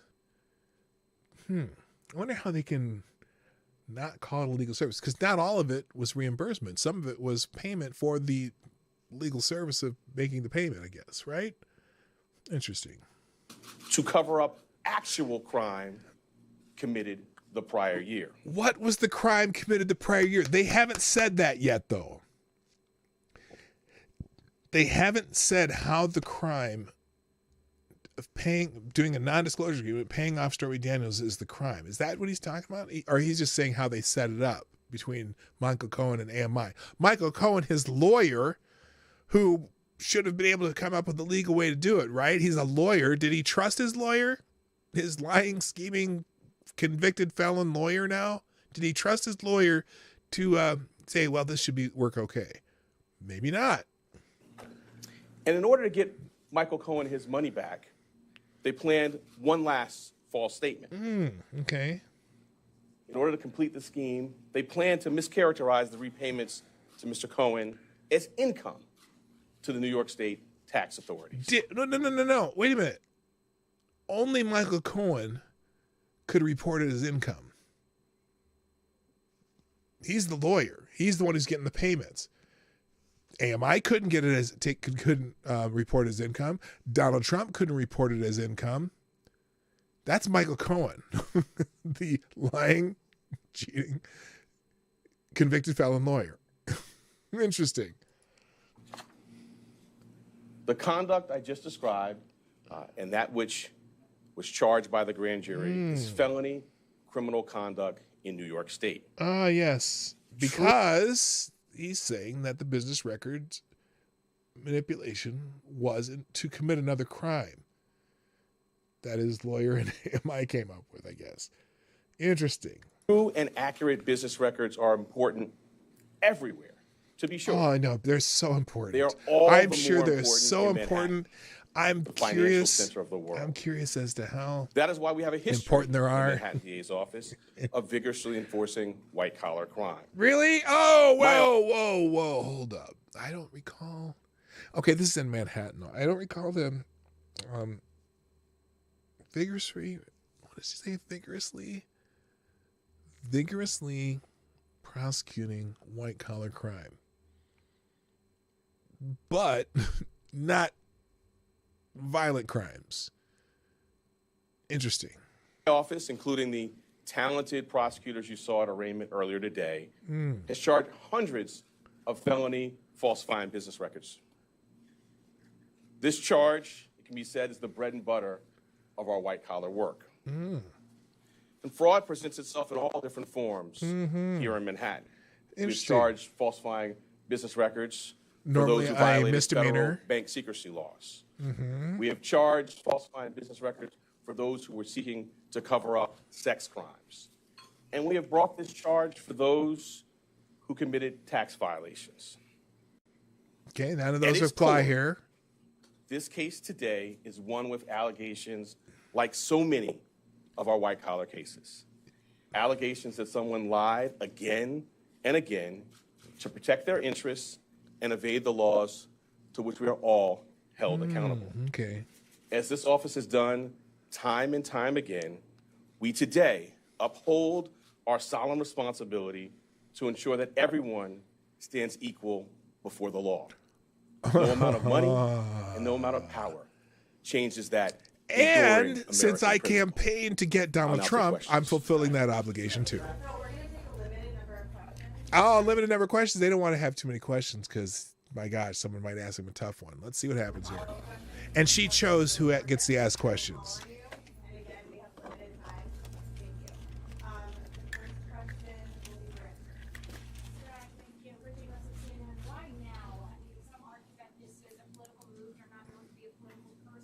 If you can't hear it, she says, why now?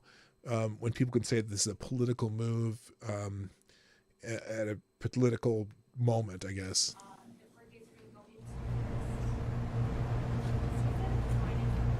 That didn't help. We conducted a thorough and rigorous investigation, as we're known to do, at the Manhattan District Attorney's Office. I've been doing this for 24 years, and am no stranger to rigorous, complex investigations. Oh, Trump broke Rumble. He died. I bring cases when they're ready.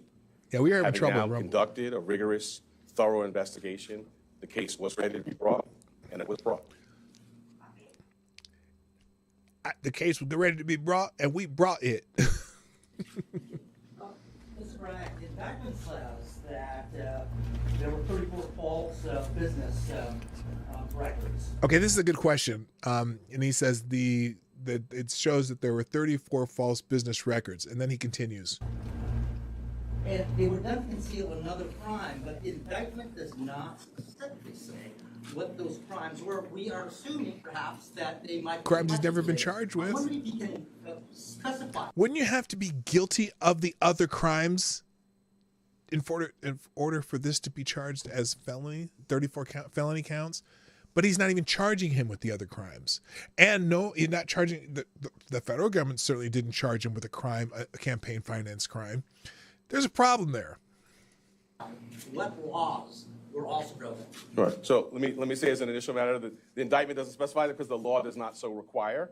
But it requires that there be one. You can't allege a crime and convict somebody on an alleged crime. Now, if you're saying that he facilitated the crimes that Michael Cohen pled guilty to, but that's not him pleading guilty to that crime. He's not responsible for what Michael Cohen pleads guilty to. You can't elevate someone else's crime for a crime that's not related to that person. My remarks, I mentioned a couple of laws, which I will highlight again now. Again, why wasn't he? The first is New York State election law, which makes it a crime to conspire to promote a candidacy by unlawful means. He didn't promote his candidacy with it. Look, you're not promoting your candidacy by not revealing something. It doesn't promote your candidacy. That doesn't make sense. That makes no sense at all. I further indicated a number of unlawful means, including more additional false statements, including statements that were planned to be made to tax authorities. None planned to be made to tax authorities? Planned to... did they commit that crime? Did the defendant commit that crime? You're not charging him with that. He's not convicted of that. Unless you're convicted of a crime, it's technically not a crime. So again, how are you getting to this felony business record issue? Should be a misdemeanor. I also noted the federal election law cap on contribution limits. Federal election law cap on contributions.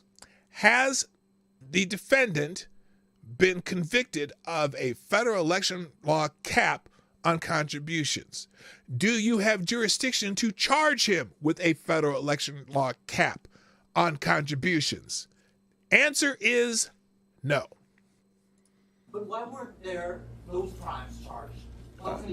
When were those crimes charged? They were not. Go into our deliberative process on. They were not. The answer is not, and he's not answering it. Evidence in the law is the basis for those decisions. But unless you can prove he committed other crimes. Oh my God.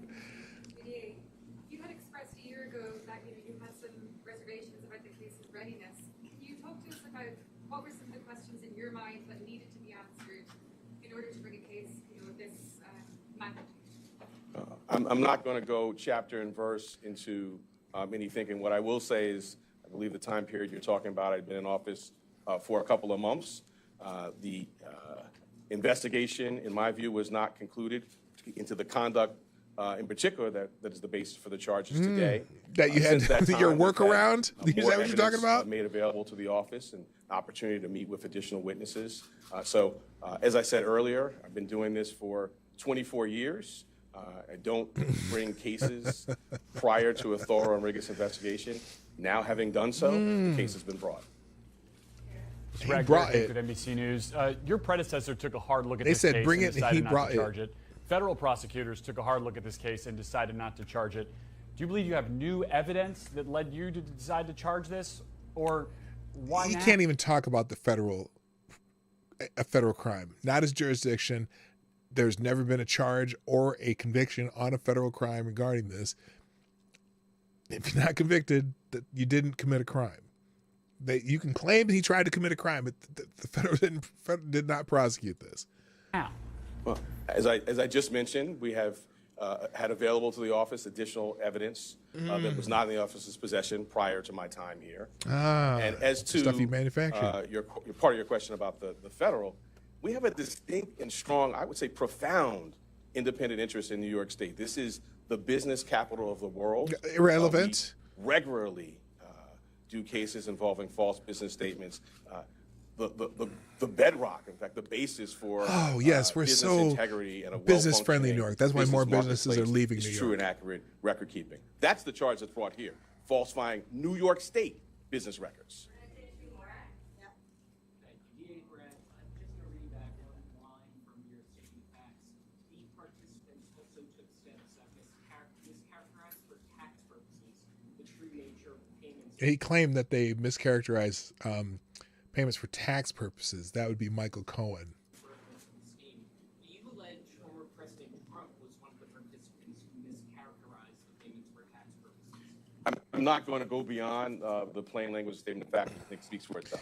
Yeah, the statement of facts doesn't say that Trump falsified records was going to falsify a record for tax purposes. In fact, he just said that someone planned to falsify records for tax purposes. Not that they did it, that they talked about it.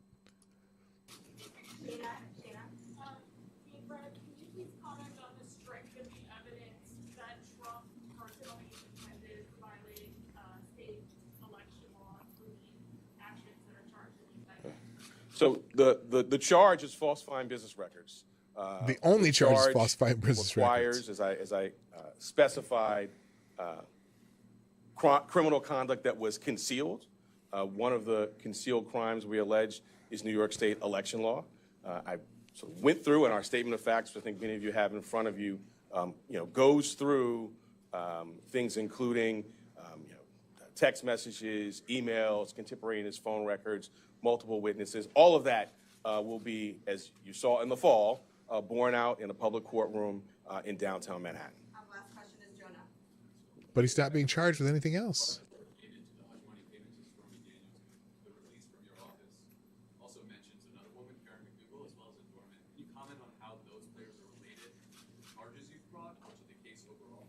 He wants to know about Karen McDougal, the other you put your finger on that. Woman one. Because it's not just about one payment. It is 34 business records, 34 false statements in business records that were concealing criminal conduct. And the earlier question about New York State election law, when I talked about conspiracy to promote a candidacy by unlawful means. Those unlawful means, we allege, include the conduct set forth in the statement of facts, which is how does suppressing information promote a campaign if the documents, planned false statements to tax the suppressed information isn't known? Not just that $130,000 wire payment. Thanks so much. This is a stretch. Okay, that's all he talked about. So anyway, that's what's going on with the with Trump's arraignment, and it's going to be interesting because they don't have, again, they are not having another hearing until December. Now, clearly that's a plan. This is not swift adjudication of this case. And it seems very calculated that they would have it not until December and then not have, they say they expect the trial to start in January. Gee, what happens in January? What happens in January? That's presidential primary season. How convenient. Now, the other part is, I think that, obviously the defense team of Trump's going to be filing lots of motions, probably motions for the current judge to recuse, maybe motion for change of venue. I don't know. It would seem that they would want to move it to somewhere else in New York. Also, the fact that, does anyone here think, I know this is a stupid question, but here's a little poll for you. Can Trump get a fair trial in Manhattan? I think this is a stupid question because I think I already know the answer, but there's the poll question for tonight. Can Trump get a fair trial in Manhattan? Do you think there's a person in Manhattan who doesn't know who Trump is? Do you think that a borough that voted like 94% for the other guy, for Sponge Brain's shit pants, would do anything for Trump? Is there anyone? This better be 100%. I'm just telling you. I'm telling you the answer unintentionally here. This is crazy. So, all right, I'm going to finish up with a new person is following me on Twitter. By the way, I got retweeted by Robert Barnes, the lawyer that does a lot of big cases. What did I don't even remember what I tweeted. What was it? It was, this thread. So here was my thread on this. As soon as I can find my little profile here. I did a thread on this earlier today. So here we go. I just read through the 34 counts against Trump. There is no conspiracy mentioned, because a lot of people saying that there's going to be a conspiracy charge too, but there was not. A lot of people were talking about this. Further, all 34 counts are listed as Class E felonies. That's weird. The latest and most recent count allegedly occurred in 2017. So I brought up the idea of statute of limitations. I put links to all these in the, I'll have links to all these in the show. And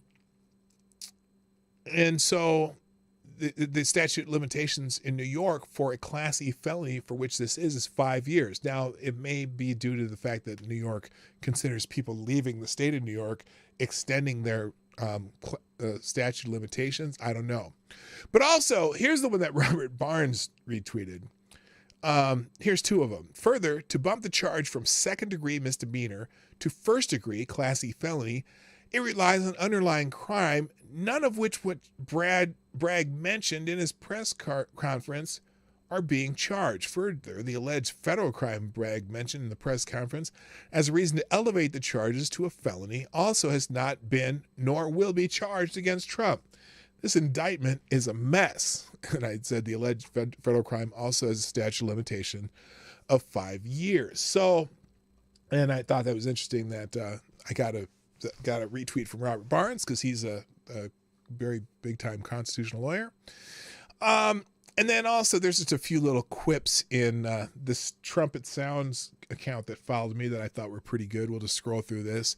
Benny Johnson, Alvin Bragg has a documented history of downgrading 52% of felonies to misdemeanors in New York. For Donald Trump, he copied and pasted 34 charges of falsifying business records and upgraded them all to felonies. No one can say this is not a politically motivated attack. Okay, that's a good one. Robert Barnes, if they don't fear Trump, why have they gone after him so obsessively? According to Pedro, all the attacks are a super secret strategy to help Trump. That's how delusional the Trump haters on the right have become. So this is Pedro Gonzalez that he's referring to. Democrats aren't threatened by Trump. They hope the indictment gets him the nomination because they believe he's easier to beat, probably because they see survey after survey showing independents think Trump is guilty of all he's accused of. Some Democrats are saying this openly. Okay, whatever. And I think Barnes is ready there. Charlie Kirk, we need a prominent Democrat criminal in handcuffs, indictments, and perp walks. Will the single Republican AG or DA step up? I don't know if the tit for tat thing is a good idea. Oh, I didn't even have these on the screen. Sorry about that. He also says, I bet Bill Clinton's a little nervous now that he's fair game. Yeah, I mean, he doesn't live in New York. So there's no statute of limitation on some of the shit he does. Well, I don't know what states others could do this.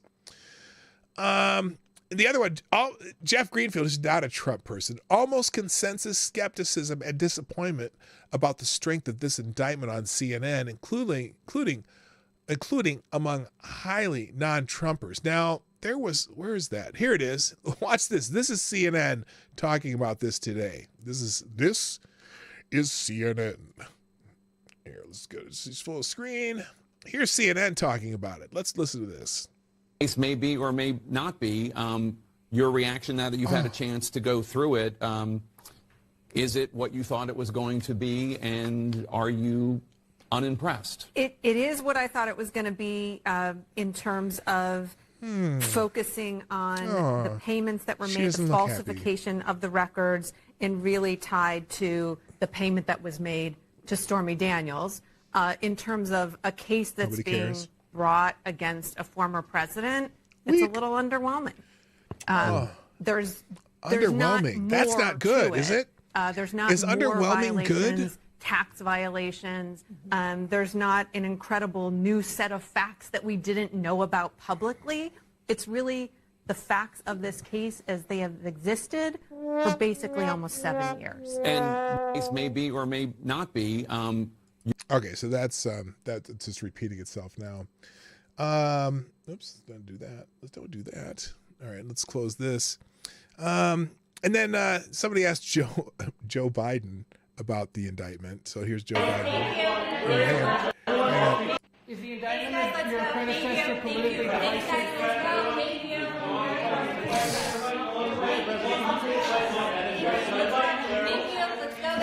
He's just laughing, and they're kicking the reporters out now. They don't want him to answer anything about this at all. They do not want Joe Biden to answer anything about this. Interesting. Alvin Bragg, Donald Trump tried to conceal some negative information about himself to help his chances in the presidential election. Joe Biden had an entire social media platforms and MSM networks and 51 former intelligence officials lie to conceal, censor, negative information about himself and his family to help his chances the presidential election. Wouldn't that be illegal in New York too? I mean, he doesn't live in New York. I think his son did though. Maybe, I don't know. Hi, Natasha. Again. Let's see. Tom Fitton, I reviewed the Trump indictment. There's nothing there. Trump and the American people have been abused. That's Tom's a partisan, so, you know.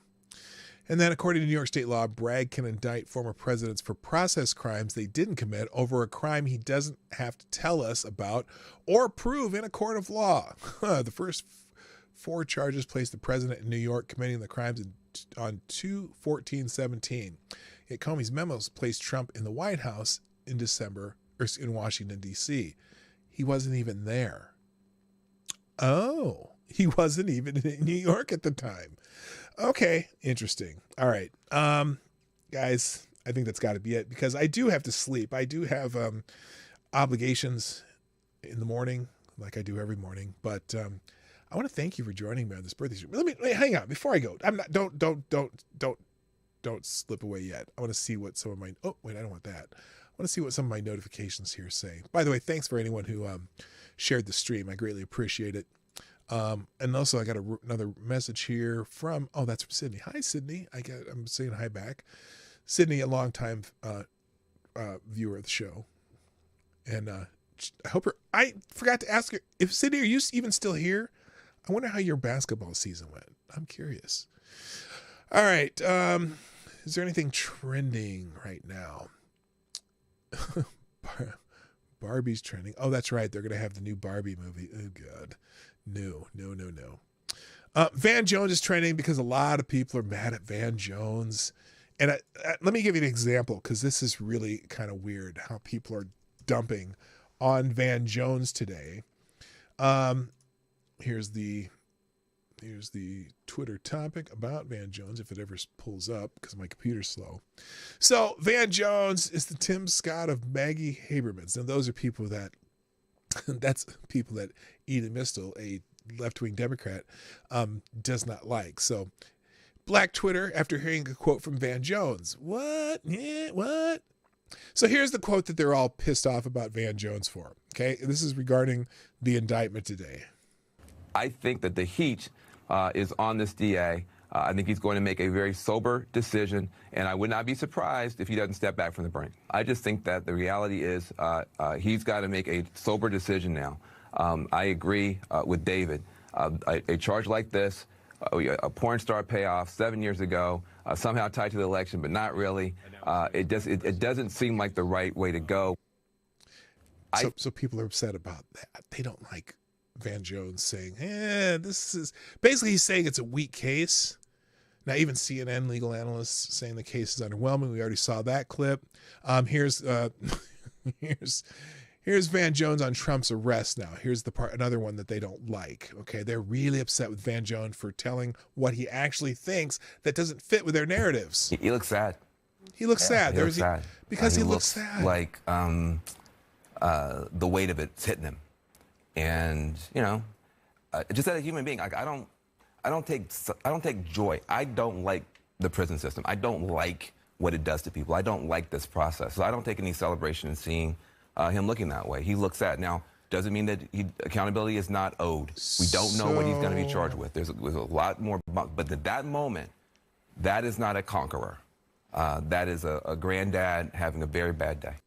So they're mad that Van Jones has shown some empathy for Donald Trump. And I mean, he's getting savaged on Twitter. I mean, just people ripping him to shreds. So that's why Van Jones is trending. Let's see what else was on that list. Is there anything else I need to talk about that I can't wait till tomorrow? Let's see. So Van Jones was trending. Let's see. Rotten Tomatoes, no. Chelsea, Roddy, Havertz. Indictment day, lock him up is trending because, lock her up. Well, lock him up. That's turnabout is fair play. That's like Angel, what's her face, doing the John Cena thing to what's her name? Clark. what the hell's Clark's name? The basketball players, that nobody knows their names because they play women's basketball. Oh, shit. I said that out loud. I'm sorry. But it's true. Anyway, Caitlin Clark, who's the phenom, but so is, what the hell is Angel's name? It's right there. Angel, oh, no, that's not there. Anyway, they were bitching about her all day and yesterday, that Angel girl. And, by the way, if you're in that argument right now, in the women's national championship game, the 5 seconds left, the Angel girl was doing this to Caitlin Clark, right? And people were saying, a lot of people were talking about it a lot because they said, oh, that's bad sportsmanship. Then they're saying, well, no, Caitlin Clark did that to a Louisville player too, right? Okay, so here's my take on that. When Caitlin Clark did it to the Louisville player, it was a quick whoop, and they kept going. It was during a timeout in the middle of the game. With 5 seconds left of the game, and LSU clearly were going to beat Iowa, Caitlin Clark's team. Angel did it to Caitlin Clark when they were on the free throw line. She just did a quick 1-2, right? Not a problem. Not a problem at all. Okay. It was just a little trash talk thing that she did, and she did it quick and it was over. But then when there was a timeout, they were going to put all the subs in and the girls were coming off the court. Angel chased Caitlin Clark around for 15 seconds, just follow her around the court, wanting to do it in her face again. And Caitlin Clark wasn't paying attention, just kind of walked this way and walked this way, never gave her no mind. And I was like, whether it's bad sportsmanship, I don't really care or not. Which, it kind of is, but it's kind of not. That's just kind of the trash talk they're doing. You're just not used to seeing the girls do it. But it was also, to me, it was kind of thirsty because Caitlin Clark just torched them for 30 points and they lost, but she still had 30 points, 8 assists.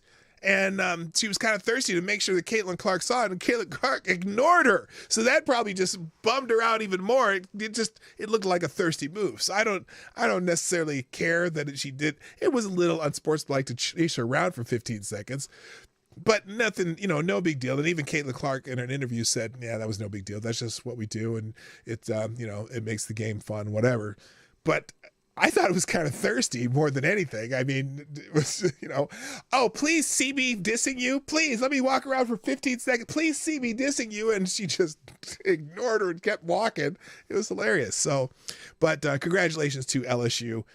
They absolutely had the amazing second quarter of that game that basically sealed it. And they held on, a tremendous Iowa comeback, and LSU women won the national championship. I don't know who won the men's championship game tonight because I'm not watching it. I'm here with you, but not for long. Ladies and gentlemen, thank you for joining me tonight on this special edition of the show. Hit the like button before you go. Do all that stuff. Thank you to my sponsors today, the Birthday Bucks from Donatello Slapafella, Jimmy Das Hotep, and Reaction, Puerto Rico, you lovely island. Okay, I gotta go. I'm not gonna sing any more West Side Story songs. It's over.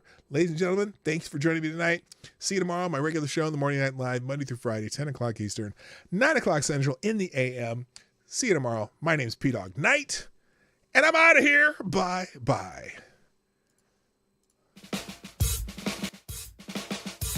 Hey, this is P-Dog Knight, and thanks for watching today on the P-Dog Knight channel. If you have an observation or remark you'd like to make about this video or my channel, I absolutely welcome you to write it in the comment section down below. I really look forward to hearing from you. And before you go, if you like what you saw but you're not already subscribed, please make sure you hit the subscribe button and definitely click that bell that pops up afterwards so you'll be notified when I post new videos or when we go live. I broadcast my live show, The Morning Night Live, Monday through Friday at 10 o'clock Eastern, 9 o'clock Central. A special thank you to all the supporters of this channel who share our videos on social media and who make donations through Streamlabs, YouTube, Venmo, and Cash App, which are all linked in the description down below. Thanks again, and until next time, I'm P-Dog Knight, and I'm out of here.